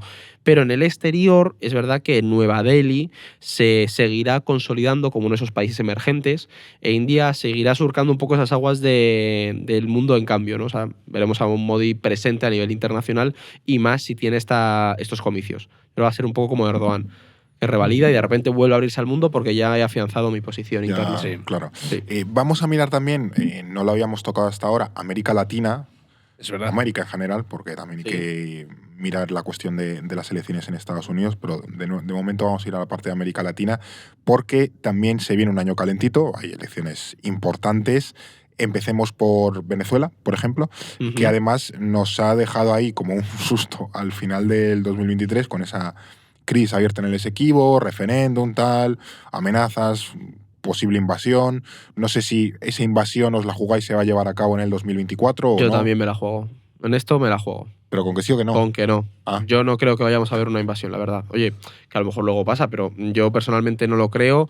Si me equivoco, pues en unos meses ya me como mis palabras tranquilamente. Eso es. Creo que lo que sí que vamos a ver es un aumento de las tensiones y no descarto algún tipo de enfrentamiento fronterizo o algo por el estilo. Un susto. Sí, pero creo que todo se va a enmarcar en el proceso electoral que tiene Venezuela este próximo año más que en otra cosa. Sí, yo también comparto ese diagnóstico de Edu. Es más alentar esa agenda nacionalista, colocar el tema que te interesa dentro de la agenda mediática o en el foco, más que una cuestión real de una amenaza de invasión. Pero bueno, luego a lo mejor dentro de unos meses nos estamos comiendo nuestras palabras. Que a veces pasa. No, pero es cierto que, bueno, que tiene una lógica también la crisis con Guyana, que busca instrumentalizar o crear una especie de cortina de humo, pues un poco para arengar el sentimiento nacionalista y desviar la atención de temas que evidentemente no le vienen bien al madurismo. No sé si veis que gana las elecciones Maduro, no sé si las gana la oposición. Yo creo que las gana. Sí, yo no le veo perdiendo el poder. O sea, también aquí abajo, las elecciones en Venezuela no son limpias. O sea, desde hace bastantes años, las últimas son las de 2013, más o menos, las que fueron limpias, que fueron Capriles y Maduro. A partir de entonces ya están... Pero sí que es verdad que, por añadir, que ya sabéis que, por si no os lo he recordado, que el tema electoral pues es algo que me vuelve bastante loco, es que estas elecciones en Venezuela van a estar muy marcadas precisamente por esa imagen de transparencia o de legitimidad que el régimen de Maduro pretende dar, o por lo menos a nivel exterior de forma aparente. Como Edu, creo que Maduro no va a perder o no va a abandonar el poder, pero sí que creo que va a intentar transmitir esa sensación, esa imagen de democracia. Hay que fijarse, sobre todo si dejan presentarse a los principales candidatos de la oposición, sobre todo a María Corina Machado. Sí. Sinceramente, creo que no, o lo dudo bastante. Ahora mismo, ya digo, es la líder más popular de la oposición. La han inhabilitado, ¿no? Para sí, la inhabilitaron. Sí, le están poniendo palos en las ruedas. Sí, creo que también inhabilitaron a Leopoldo López, él se retiró, María Corina Machado quería pelear, vamos a ver qué pasa. Creo que ella está intentando presentarse porque, ya digo, es la más popular, puede sacar músculo y es la que más puede incomodar a Nicolás Maduro. Y eso, vamos a ver hasta qué punto le dejan presentarse. Yo soy bastante escéptico con ello. Maduro sí que es verdad que necesita tender puentes con el resto del mundo y creo que va a utilizar esas dos cartas, un poco la de la tensión del Esequibo para movilizar el nacionalismo interno, para manejar el marco de esas elecciones, y luego la de la transparencia o semitransparencia electoral para que Washington, sobre todo, afoge un poco esa la presión, ¿no? Otras elecciones importantes, México, en mayo también son. Sí. Pues ahí es cierto que Andrés Manuel López Obrador, AMLO, para los amigos, no se puede volver a presentar, solo pueden estar un mandato los presidentes. Y luego también dos elecciones importantes, que creo que son en enero, febrero, las del Salvador. Febrero. 4 de febrero, creo que son. Con el bono de Bukele, que creo que tampoco se puede presentar, pero le va a dar igual. Sí, ha hecho una reforma que es inconstitucional y bueno, parece que ha pasado para adelante. Se va a presentar, la oposición lo tiene realmente difícil porque Bukele, ya lo hicimos en el capítulo de las maras, pese a la crítica a las políticas, tiene bastante aprobación popular. El Salvador, a nivel de homicidios por cada 100.000 habitantes, está en unas cifras históricas, nunca vistas. Históricamente bajas. Claro, bueno, sí, por eso es anómalo. Históricamente altas y ha pasado a históricamente bajas para lo que es El Salvador. Claro. Así que yo en El Salvador creo que Bukele revalida y va a continuar en el poder y seguirá con esa política de supermano dura, de aperturismo del país y demás. En el caso de México es más interesante, Fer, porque aunque AMLO, Andrés Manuel López Obrador, que es como es la abreviación como se le conoce, sí, ya le hemos presentado, claro, o sea que puedes decir no se puede presentar. También parece que la oposición no es capaz de armar una propuesta política lo suficientemente atractiva como para los votantes y eso que los partidos tradicionales, el PRI y el PAN, van de la mano. Es algo también bastante interesante en la política mexicana. El partido de AMLO, Morena, parece tenerlo todo hecho estas elecciones, y mira lo que nos dice Álvaro Cordero, que está siguiendo este proceso desde Colombia. La victoria parece prácticamente asegurada para Claudia Sheinbaum según las encuestas. Ella es la heredera de Andrés Manuel López Obrador, que no se puede presentar a estas elecciones, y todo parece indicar que recogerá la gran popularidad que el actual presidente mantiene en México después de 6 años de gobierno. Yo creo que la victoria de Morena no es anómala, Fer. Pensemos que el PRI y el PAN siguen siendo para muchos los partidos del establishment en México. Bueno, porque el PRI lo es. O sea, el PRI gobernó sin ninguna duda de manera interrumpida durante el décadas. PRI es el sistema. El sistema. Claro, efectivamente. Sí. El PAN gobernó, creo que ya fue Vicente Fox el que ganó por el PAN. Pero sí, pero al final PRI, son los dos que... partidos del libre de turnismo mexicano. Sí. De toda la vida. No sé si habrá un partido más institucionalizado en un sistema. En América Latina, el Partido Colorado de Paraguay, y no se me ocurren muchos más. Eso te iba a decir. No se me ocurren muchos más. El PRI es México, básicamente. Sí. O sea, hay un mundo en el que está mezclado. Claro, entonces eso muchos votantes no lo olvidan. Claro. Habría que hacer un capítulo de México, ¿no? Sí, lo haremos, hombre. Para las elecciones se hará. Pega mucho. Sí. Y luego también es cierto que es una de las cosas que veníamos comentando cuando hicimos los episodios sobre Argentina y Milei y tal, cómo funciona ese equilibrio de poder. No sé si el macrismo controlará a Milei o no, sobre todo ahora que Macri perdió las elecciones con Riquelme, tú que las seguías para Boca Juniors. Sí. Ahora tiene mucho tiempo libre Macri. Las perdió además de manera abrumadora y Macri encima no fue ni a votar a la Bombonera. Fíjate cómo Milei sí. Milei fue, le abuchearon, le dijeron de todo, le llamaron gallina, que es como llaman de forma despectiva a los hinchas de Boca, a los aficionados de River Plate. Es el eterno rival de Boca. Sí. Y sí, no fue una velada demasiado buena para Macri, pero bueno, yo creo que con la política se lo está pasando un poquito mejor. De hecho, ya hemos visto cómo en la composición del gabinete de Milei, Macri ha condicionado bastantes nombramientos. No es casualidad que nombrara a Patricia Bullrich, la exministra de Seguridad de Macri, que ahora es ministra de Seguridad de Javier Milei, y que era la candidata de las elecciones. La que quería abrir la cárcel, que se llamaba Cristina Fernández de Kirchner. Sí, bueno, y que Milei la acusaba de montonera a Patricia Bullrich, y ahora son mejores amigos. Y luego también, otro nombramiento que me parece todavía más significativo es el de Luis Caputo, que fue el exministro de Economía de Macri y al que criticó abiertamente Milei en campaña, y que ahora es ministro de Economía de Javier Milei. Pero eso no significa que nos vayamos a encontrar un Milei moderado en sus medidas, entre otras cosas porque Macri va a avalar esas medidas. Quizás no elimine el Banco Central, no veamos una dolarización plena de la economía, pero sí que está impulsando una desregulación masiva de esa economía y un desmantelamiento del Estado. De hecho, yo creo que lo más peligroso, Fer, es la deriva que puede tomar toda esta situación. Lo estamos viendo con la ley Ómnibus, que en enero, a lo largo de cientos de medidas. Claro, a lo largo del mes de enero se decidirá si eso pasa adelante o no. Y las protestas ya han sido muy intensas estas semanas, ¿no? La respuesta de Milei ha sido claramente amenazar con más mano dura. O sea que yo creo que Milei puede ser ese ejemplo que siente precedentes junto con un Bukele en El Salvador y de ejemplos de ese manual del autócrata, ¿no? Al final buscar la legitimidad en la voluntad popular, que veremos a lo mejor un referéndum o algún tipo de consulta popular si no pasa esta ley del Omnibus. Y yo creo que la clave de todo esto es que en el 2024 Milei puede convertirse en el ejemplo a seguir en otros países. Sí, que era un poco, de hecho, lo de Milei lo hemos comentado antes de este episodio, ¿no? Lo hablamos estas fricadas en la oficina, cómo puede construir ese relato populista de, bueno, si no sacáis adelante mis medidas, pues monto un referéndum y es la lucha que hay contra el macrismo también. Es que lo cierto es que lo tiene hecho. Es el pueblo contra la casta. Está la casta del Congreso que no quiere sacar adelante mis medidas necesarias para una nueva Argentina y para la libertad. Voy a dotarme de legitimidad popular. Y eso es lo que convierte a un líder como Milei en un posible tirano. La gran incógnita que teníamos de esa lucha, pues él ya lo está dejando claro, el camino que va a seguir. Sí, es la definición de bonapartismo, ¿no? Un gobierno con tendencias o pulsiones autoritarias, pero que también se apoya mucho en los referendos populares para, bueno, pues para apuntalar un poco su legitimidad democrática y popular. De hecho, Víctor Orbán tiró mucho de eso también cuando llegó al poder, de esas consultas, de esos mecanismos de participación directa, que lo que hacen es refrendar lo que tú quieres hacer para pasar por encima de los contrapesos democráticos. Yo creo que en Argentina los vamos a ver en el 24, seguro. Vamos a ver el surgimiento y la consolidación de una derecha popular. Populista más que popular. Sí, pero es que esa idea de la izquierda popular, la derecha popular, ¿sabes? Como el sí, pueblo, bueno, sí, es derecha populista, pero la idea de derecha popular creo que es lo que va a ser. Bueno, y tras este despliegue idiomático de Eduardo modulando su voz con los acentos del español, volvamos a ese repaso electoral porque a principios de año, en febrero también, elecciones en un país, no país, para España, Taiwán.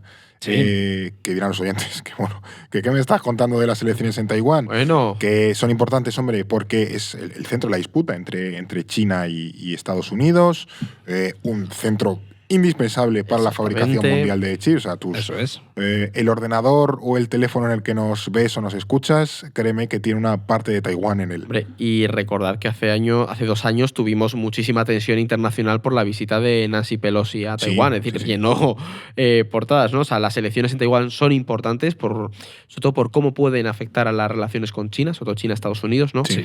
Y lo que he hecho es que me he ido a hablar con Javier Borrás, que le mando un abrazo fuerte, es una de las personas que conozco que más sabe sobre China, y ojo, porque lo que dice es que las elecciones son importantes, pero lo más importante es fijarse en la relación que hay entre Xi Jinping ahora mismo y su ejército. Yo no creo que afecte de manera radical a la relación entre la República Popular de China y Taiwán.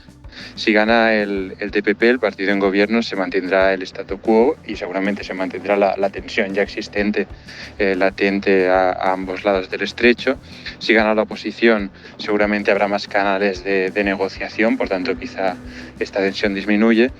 Y yo creo que lo más importante que tenemos que tener en cuenta es que ahora mismo la relación entre Xi Jinping y el ejército no está en su mejor momento, porque Xi Jinping hace poco despidió al ministro de Defensa de China, ha purgado a altos cargos del ejército. Por tanto, yo creo que ahora mismo Xi Jinping no considera que el ejército esté en su mejor momento y, por tanto, tampoco es momento para cualquier tipo de escalada o de más tensión militar.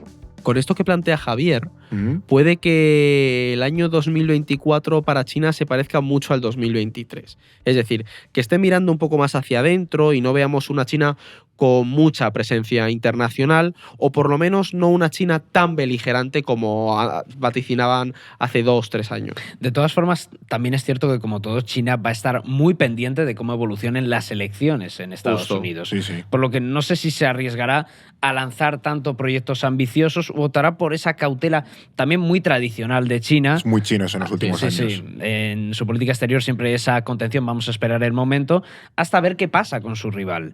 Pero sí que es posible que veamos cumbres, por ejemplo, sobre la nueva ruta de la seda, esa nueva ruta de la seda 2.0 que promueve ahora China, y como hemos visto ahora a finales de año, sin ir más lejos. Y yo sí que creo que China querrá aprovechar que Estados Unidos tiene un proceso electoral para intentar ganar algo de peso internacional. Porque Estados Unidos va a estar mirando muy hacia adentro. Tienes todos los debates electorales, los caucus, que ya estaremos con ello. Entonces, todo lo que está pasando en el mundo, Ucrania, Palestina, yo creo que ha dejado a Pekín un poco fuera de juego y, como no ha sabido tomar una posición clara, no ha marcado la línea internacional, por así decirlo. Entonces, puede que 2024 sí que sea una buena oportunidad para Xi Jinping para empezar a intentar retomar un poco de imagen exterior. Pero bueno, es un poco lo que se le reprocha siempre a China, ¿no? Que va a remolque de los acontecimientos internacionales, que ser potencia te obliga o te fuerza a mojarte en ciertas situaciones, y lo hemos visto este año que China no ha terminado de ganar protagonismo, que lo ha intentado, pero que no ha sabido hacerlo. Ni Ucrania ni Gaza, es verdad. China es un poco cagona en ese aspecto. O sea, es muy, muy prudente, y yo entiendo que seas prudente pues cuando eres un país un poco de tercera fila que no tiene mucha relevancia internacional, pero cuando se supone que eres la segunda potencia mundial. Yo creo que está un poco alineado con esa idea del respeto de los asuntos internos, ¿sabes? Sí, para lo que quiere. Claro. Claro, hombre, así también hago yo política exterior. Digo, tengo una doctrina y luego me la salto cuando quiero pero y cuando claro, no me... respeto la integridad territorial de los estados, pero luego no termino de condenar una invasión de otro país. Es que eso es verdad. Ahí te doy la razón. Hay ciertas situaciones que implican o que te obligan a mojarte. Y China siempre opta por esa contención. Pero está claro que depende, toda esta política exterior depende mucho de los datos económicos. La economía china no está boyante y hemos visto cómo, en los últimos años, sobre todo con la pandemia, ha sido el gran quebradero de cabeza para Xi Jinping, que, si arrastraba una crisis económica, si se metía en una crisis económica, si explotaba o no una burbuja, no sé si iba a seguir deteriorándose la economía china o hacia dónde va. Desde luego sí que vamos a seguir viendo ese estancamiento de la economía china porque lo comentamos en ese capítulo que hicimos allá por septiembre. China tiene un enorme problema porque su modelo económico de crecimiento ya no funciona. Eso de construir a lo loco y de fabricar cosas con poco valor añadido ya no vale, y de hecho tienen una enorme burbuja inmobiliaria que no acaba de explotar, y en el 2024 es probable que veamos intentos de estimular el crecimiento económico para cambiar el modelo productivo. Pero hay algo que creo que es importante y hay que tener presente para entender el 2024 de China, y es que en la China de Xi Jinping lo político como tal tiene mucho peso. O sea, no sé si os acordáis que lo comentamos hace un tiempo, esa parte de los cambios que ha vivido China han pasado por centralizar más el poder en la figura de Xi Jinping, un mayor control, y esto, claro, puede afectar también al modelo económico que hemos conocido hasta ahora. De hecho, Borràs dice precisamente que esto puede tener consecuencias en la economía china en 2024. Por otro lado, yo creo que el gobierno seguirá manteniendo esta actitud y este framework de securitización de la economía, de no considerar que el PIB es la medida de todo, sino que habrá muchas más consideraciones políticas y de seguridad de cara a llevar a cabo estas medidas. El problema que puede generar es que si no se genera suficientemente crecimiento económico, habrá problemas que se pueden enquistar, como por ejemplo el alto paro juvenil, y esto puede crear tensiones entre la población joven.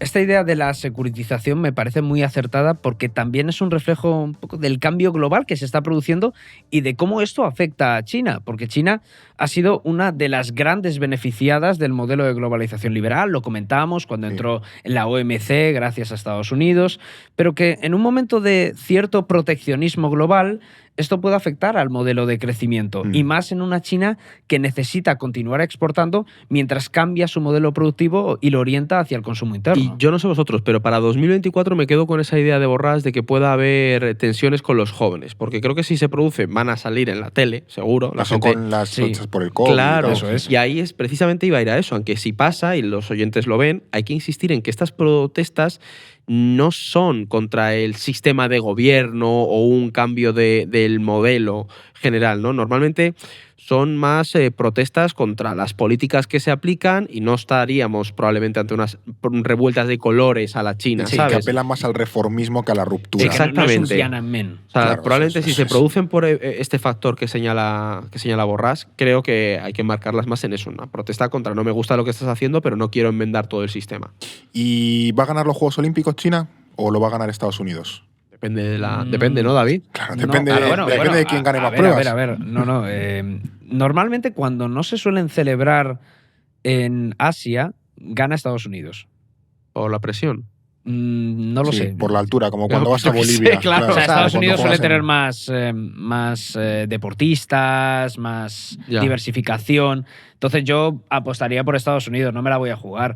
Pero bueno, nunca se sabe. China... Depende de si va Simone Biles y esta gente, que al final ellos solos te sacan 30 medallas. Claro, es que, y luego, por ejemplo, en natación, atletismo, es que Estados Unidos saca medallas de cualquier parte. Nosotros sacamos una y se moviliza todo el país. Sí, yo creo que va a ganar Estados Unidos. Bueno, Estados Unidos.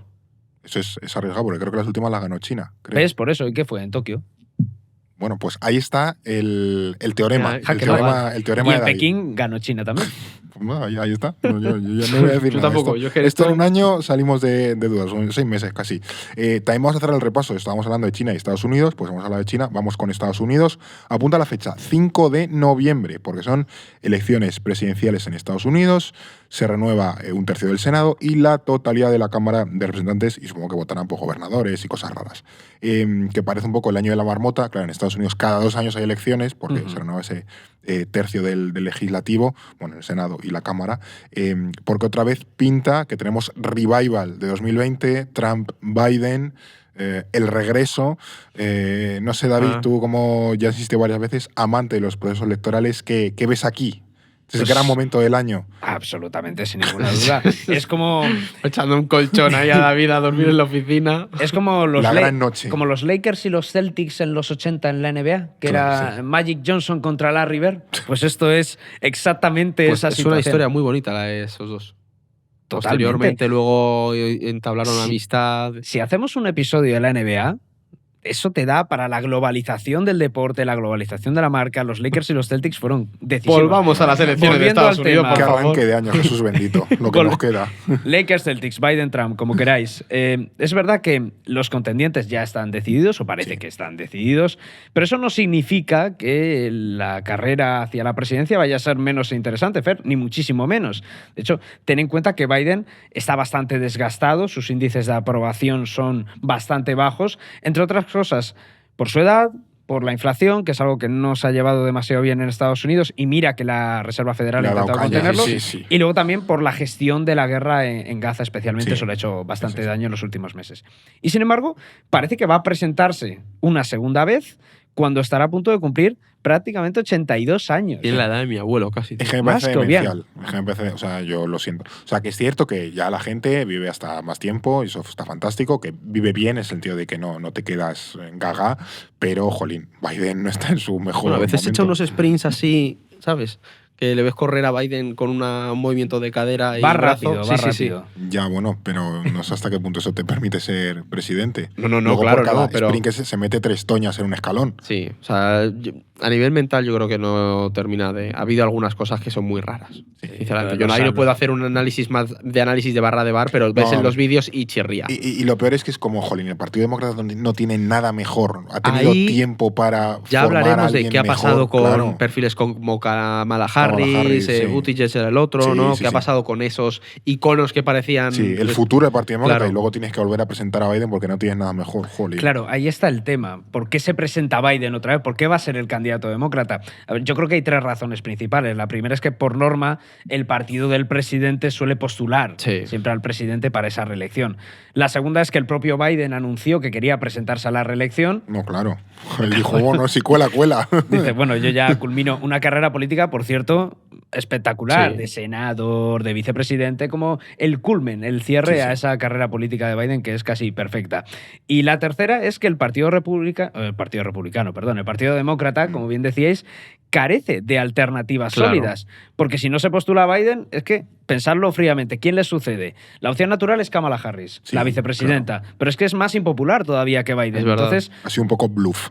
Kamala Harris. Absolutamente. Iba como primera mujer vicepresidenta, encima perteneciente a minoría, y sin embargo no ha tenido tirón.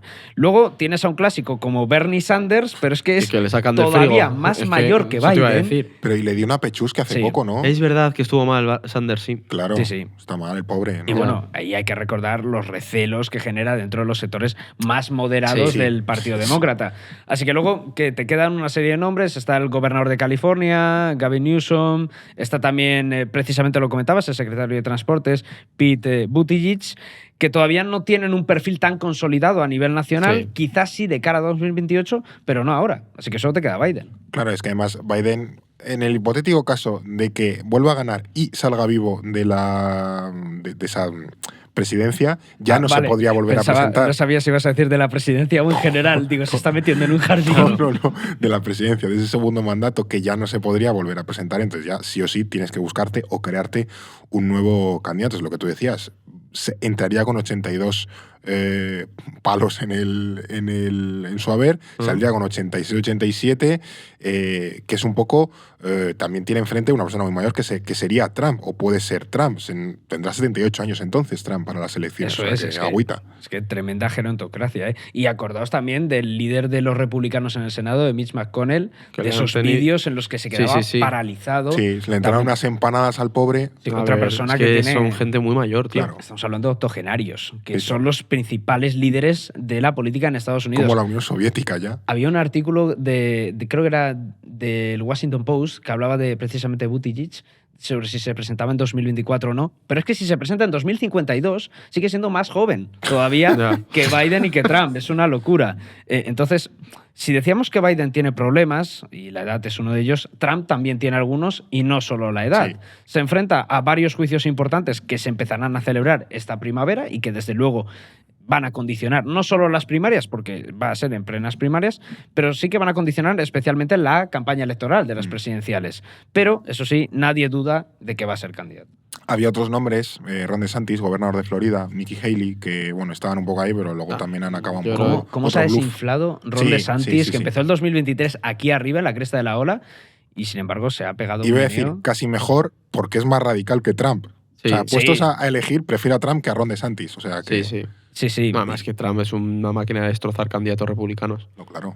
Bueno, de hecho, Mike Pence, su vicepresidente, estaba dentro de la carrera y directamente ha retirado la candidatura. Ha dicho, ya para que no me barran. Nada que hacer. Y de hecho, cuando empiecen las primarias republicanas, que son en nada, de hecho el 15 de enero, ahí empieza la fiesta. Es el caucus de Iowa, que siempre es el que inaugura esa carrera de las primarias, pues es muy probable, por no decir casi seguro, que veamos a Trump arrasar. De hecho, la última vez que he visto las encuestas en el Pew Research Center le daban más de un 60%, es decir, más de 50 puntos de diferencia con respecto a DeSantis y Haley, que estaban equiparables, 11,7, 11%, o sea que lo tiene prácticamente hecho, y es probable que antes de que acabe el mes ya tengamos claro que Trump va a ser el candidato republicano. Sí, hay que sacar los compromisarios y demás, que en algunos estados se reparten de manera proporcional, en otros no. Pero bueno, es que a lo mejor... Es un cacao espectacular lo de los delegados, ¿eh? Sí. Cada uno tiene, sobre todo los republicanos, algunos son proporcionales, otros son... El ganador se lo lleva todo. Vamos a tener que explicarlo bastante... Sí, Estados Unidos nos va a dar bastantes episodios este año, porque luego tendremos el supermartes en marzo, creo que es. A creo que es el 5 de marzo, creo que es. Entonces, bueno, que va a haber ahí bastantes momentos en los que Trump ya... probablemente esté ya enfilando su carrera a la nominación del verano. De nuevo, como decíamos, tendremos un Biden contra Trump, salvo sorpresa mayúscula, y las encuestas están muy ajustadas y parece que se va a dirimir, como pasó en 2020, todo en unos pocos estados. No sé, venga, ahora sí que mojarse. ¿Quién va a ganar? ¿O quién puede ganar? ¿Quién va a ganar? No, ¿quién puede? No, ¿quién va a ganar? Donald Trump. ¿Tú vas por Donald Trump? Yo creo que Donald Trump va a ganar, porque Estados Unidos es esa potencia mundial que, si puede pegarse un tiro en el pie, se lo pega. Y eso, o sea, yo creo que... No, o sea, ahora fuera de coña, creo que va a ganar Donald Trump. Saldañamos ha hablado. No podría... Es verdad que hay muchos factores, y ahora lo podemos comentar, pero sí creo que subestimamos el poder de movilización de Trump, y que el hecho de que lo del Capitolio no le haya llevado a la cárcel... Es que no le ha erosionado nada. Ese es el tema, tío. Es que es yo lo que veo. Digo, que después de todo eso sigue teniendo un 60% de apoyo dentro de los republicanos. Es que yo creo que va a ganar. A lo mejor estoy siendo un cenizo. Mi criterio, no tengo un análisis pormenorizado de esto, pero creo, si me la tengo que jugar, que Trump gana en 2024. Ojalá me equivoque y no gane, pero es que lo veo muy negro. Yo tengo muchísimas dudas, Fer. Es verdad que Trump ahora no es el incumbe, no es el presidente que llega en el cargo, que eso es una ventaja. Claro. Pero a mí las midterms, las elecciones de medio mandato de 2022, me descuadraron. Yo pensaba que los republicanos iban a arrasar. Y precisamente los candidatos trumpistas movilizaron mucho al electorado demócrata y no terminó de ganar. Claro. Entonces tengo dudas. Y además he estado hablando con Carlos Echevarría, que es nuestro colaborador en temas estadounidenses, y precisamente me ha dado motivos para creer tanto en una victoria de Biden como en una de Donald Trump. Lo normal es que Estados Unidos reelija a sus presidentes, les suele dar 4 años más.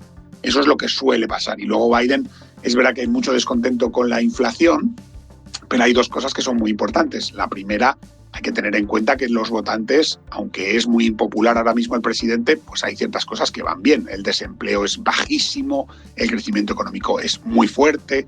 Entonces todo eso el presidente tendrá que sacarle partido. Y luego está otro tema. La gran amenaza de un presidente cuando va a buscar la reelección es que sus propios votantes decidan no ir a las urnas, que estén desencantados. ¿Y a quién se va a enfrentar Biden? Probablemente a Trump. Y no hay nadie que motive tanto al electorado demócrata como Trump. O sea, es muy difícil pensar que si Trump es el candidato vaya a haber millones de votantes demócratas que digan, no voy a votar. Podría pasar con otro candidato, Pero si la alternativa es Trump, yo creo que va a haber mucho voto útil. Claro, te dice esto y tiene mucha lógica, sobre todo en esos términos de movilización que hablábamos. Trump es un candidato tremendamente polarizador, probablemente el más polarizador que existe en todo el mundo, y ese miedo a su vuelta es un arma muy fuerte a la hora de pedir el voto a las bases demócratas. De hecho, ya vimos lo bien que explotaron esto los demócratas en esas elecciones de medio mandato de 2022. Es que yo, ahí es verdad que escuchando a Charlie te hace dudar un poquito en qué va a pasar, sobre todo en un momento en el que Estados Unidos vive una ola de movilización sindical y social, ¿no? Es decir, las organizaciones trabajadoras ahora en Estados Unidos están muy activas, esto puede favorecer a los demócratas, pero bueno, yo lo siento, David, yo sigo manteniendo que va a ganar Donald Trump. Sí, claro, por supuesto, pero mira también cómo Trump juega con esos votantes que están en un limbo, y de hecho así lo plantea Charlie sobre por qué Trump precisamente puede ganar. Hay un grupo muy importante de votantes independientes, quiero decir, los que están entre uno y otro partido, que son los que mayormente deciden las elecciones en los estados clave, que sí, desde luego, añoran los tiempos de Trump, de menos inflación, creen que su situación económica era mejor, y el presidente todavía tiene tirón entre muchos votantes, y para empezar tiene unas bases republicanas que son muy fieles. ¿Que es muy impopular? Sí. También es muy impopular Biden. ¿Que yo creo que los votantes demócratas están absolutamente decididos y van a participar mucho para evitar que Trump vuelva al poder? Sí. Ahora mismo parece que Trump no tiene ninguna debilidad, pero es cierto que tienen que pasar muchas cosas de aquí a las elecciones. Tiene que haber juicios, hay que verle desfilar, podría haber una condena, podría haber incluso un ingreso en prisión. O sea que va a haber muchas cosas ahí que tienen que pasar. Ahora mismo no parece que sus problemas legales le han causado ningún problema, pero esto no tiene por qué ser así. No se moja, ¿eh? O sea, echarle aquí ese regate. Claro, pero es verdad que esos votantes en estados clave pueden dar la vuelta a unas elecciones. De hecho, es un poco lo que ocurrió en 2020. Estados como Pensilvania, Ohio, Arizona, Carolina del Norte, si no me equivoco, Florida también. El típico swing state que en un puñado de votos pues va a estar un poco hacia el lado en el que decante las elecciones. O sea, que al final sabemos que California va a ganar, van a arrasar los demócratas. Y que las en estados de Carolina del Sur ganarán los republicanos. Pero es que por eso las predicciones con estas elecciones estadounidenses son un poco, pues yo creo que va a pasar esto, porque como van a ser al final, a lo mejor, yo qué sé, 300.000 votos. Es que lo vimos. O menos. ¿Cómo era la diferencia? En Estados Unidos. En algún estado eran... Claro, cuando sale encuestas en Estados Unidos, da igual porque tú no puedes mirar el cómputo global del país porque da igual. Tú tienes que mirar las encuestas en los estados disputados. Claro, sí. Tienes que ir a mirar quién va a ganar en Ohio, en Pensilvania, porque el resto del país es que da igual. Lo que sí sé, y estoy casi seguro que va a pasar, es que va a ser una noche de ponzoña mediática y que Trump lo va a intentar exprimir a fuego, a dolor, y que si ve que se le tuerce la cosa, va a movilizar a su gente y lo va a intentar. Porque ya lo vimos con el Capitolio. Sí, y además es que cada vez son menos swing states. Por ejemplo, Florida, Ohio, últimamente con Trump han caído más del lado republicano. Pensilvania parece que con Biden sí que se ha decantado de los demócratas, pero por ejemplo tienes Arizona, que parece que va a volver a ser republicana, Nevada, que estos últimos años también ha entrado mucho, esos del cinturón del óxido que son Michigan, Wisconsin.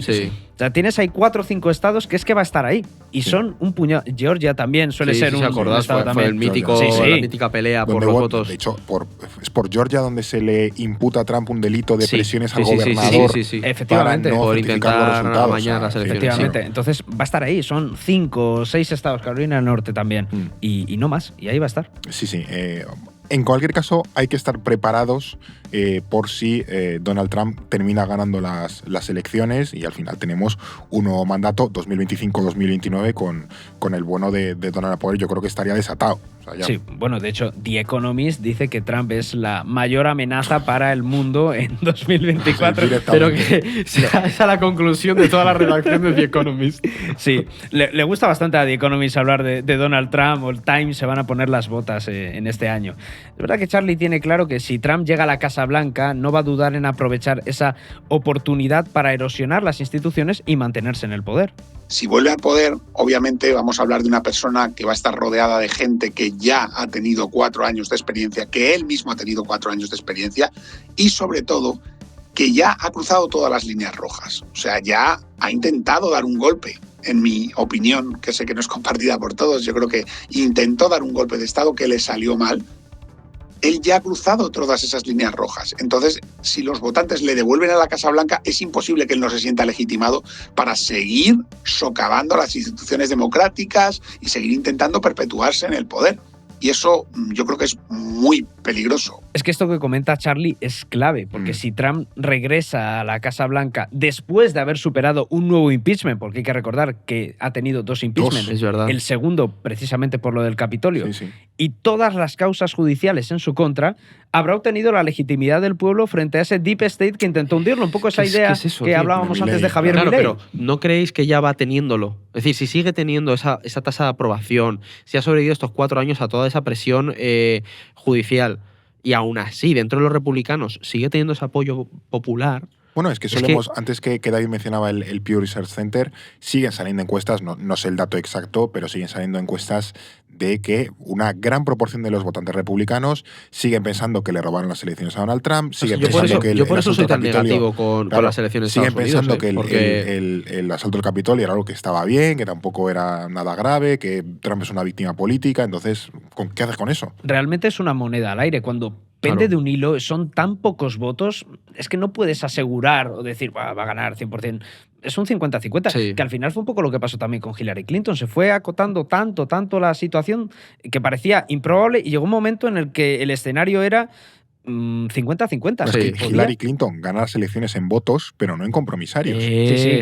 Pierde las elecciones porque en los estados clave los pierde. Aunque luego a nivel de cantidad de población le votó más gente que a Trump. Ahí está. Y además hay que tener en cuenta, si Trump llega al poder, que ya no va a llegar a la Casa Blanca como ese outsider del Partido Republicano, sino que es el líder indiscutible de la formación. Y esta vez tampoco necesita contentar a ningún moderado para buscar la reelección y también para aprender a manejarse dentro del poder, porque ya tiene esa experiencia, y tampoco va a optar a una reelección, es su segundo mandato y último. Entonces, muy probablemente vamos a ver un Trump todavía más desencadenado que antes. Y que es cierto que los segundos mandatos o los mandatos inmediatamente anteriores a que ya no pueda ser reelegido son mucho más, me da igual, o sea, yo voy a hacer aquí mi agenda porque es como el legado que voy a dejar ya. Si no tengo que buscar la reelección, pues hago un poco lo que quiero. Y esto que estábamos hablando del contexto interno, pero a nivel de política exterior, también tendría bastantes consecuencias una llegada de Trump al poder.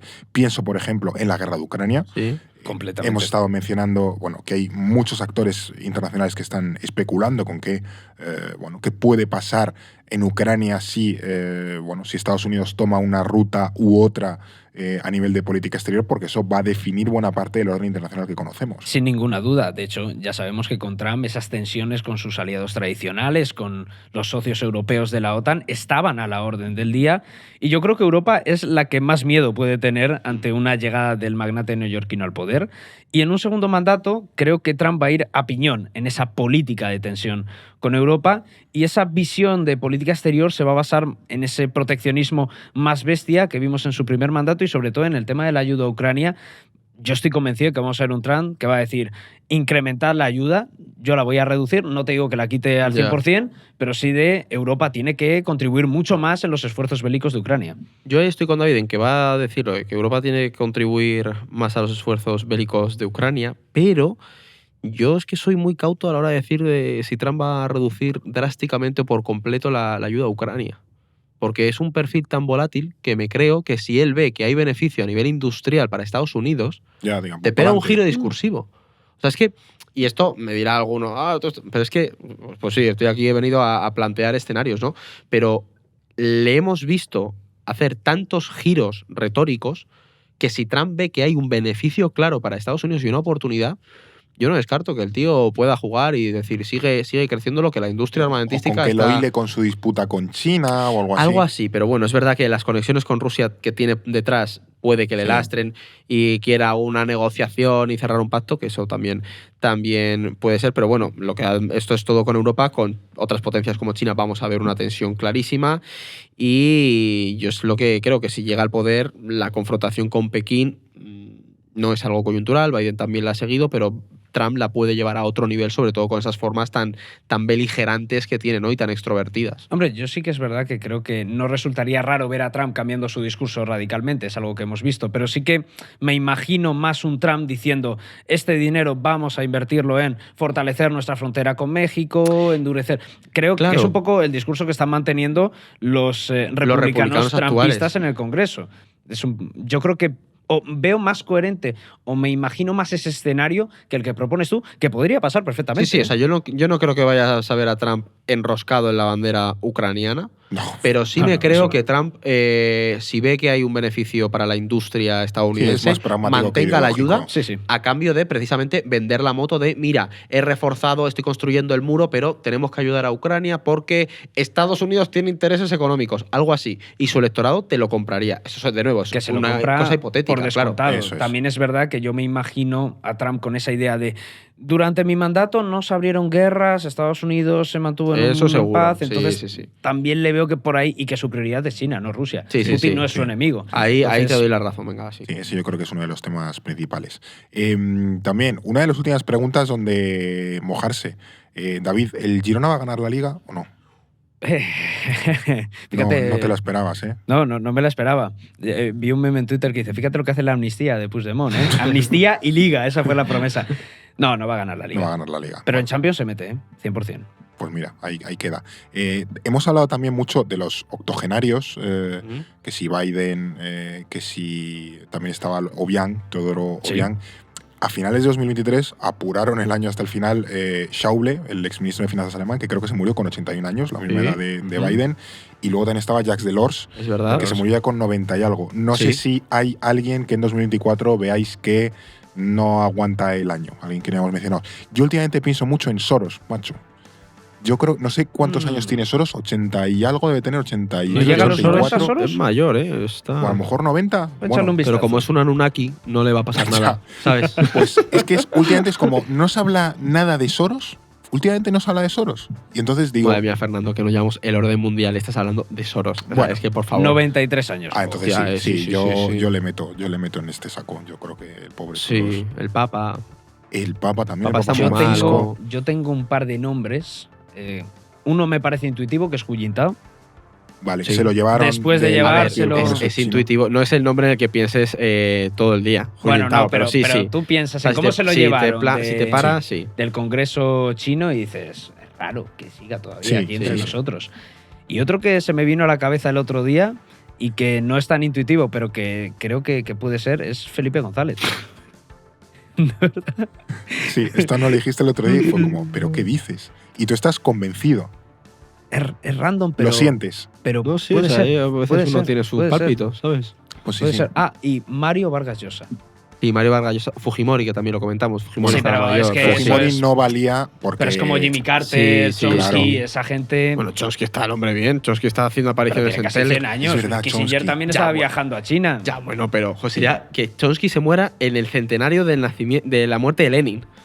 Pues casi sería un combo breaker. Sí, pero es verdad que Kissinger estuvo a tope hasta sus últimos días. Claro, en junio estaba en China. Ya el cuerpo con 100 años dice, oye, mira, chiqui, vamos a parar aquí, que ya no da para más. Pero bueno, yo la de Vargas Llosa no la veo. Pero bueno, veremos a ver en nuestras predicciones dentro de un año si se han cumplido o no. ¿Y por qué? Que siempre en el mundo pasan cosas locas que dices, jolín, ahora hay que pegar un bandazo y ir por otros derroteros. ¿Qué nos traerá este 2024, quiero ni pensarlo. Yo tampoco, en verdad. O sea, que ya tenemos muchas citas electorales. O sea, que básicamente la mitad de los episodios de No es el fin del mundo ya los tenemos medio hechos de aquí a final de año entre hablar de países y demás, y elecciones, y sobre todo Estados Unidos, tal. O sea, que bueno, veremos qué nos depara. Gracias, David, por tus pronósticos. No sé si darte las gracias por eso. Nada, un placer. Felipe González, no. Como Felipe González, desde luego, no le va a hacer ninguna gracia a David. Y gracias a ti, Eduardo. A ti, Fernando. Y gracias a ti que nos escuchas a través de Spotify, Apple Podcasts, iVoox, Amazon, ya no sé, un montón de sitios. También si nos ves a través de YouTube. YouTube Music, que también está, nos hemos enterado de que está en YouTube Music, el podcast. Es que a veces está en sitios que ni lo sabían. También en cassettes, en las gasolineras te lo puedes encontrar, no es el fin del mundo. VHS. Para ponerlo en el coche. Y en los salsas, que lo ponen en los salsas. Es verdad, en los salsas Sí. los ponen. O sea que, mira, maravilloso estar en los viajes de la gente, que sabemos que mucha gente nos escucha en sus viajes en coche y tal, y se le hace más ameno. O sea que por nosotros encantados. Así que nada, te esperaremos todo este año, en las próximas semanas, aquí en No es el fin del mundo. No es el fin del mundo, el podcast semanal del orden mundial. Producido por The Voice Village. Dirección Eduardo Saldaña. Conducido por Fernando Arancón y guión de David Gómez y Alba Leiva. Producción ejecutiva Ricardo Villa. Diseño de sonido y sintonía original Pablo de Diego.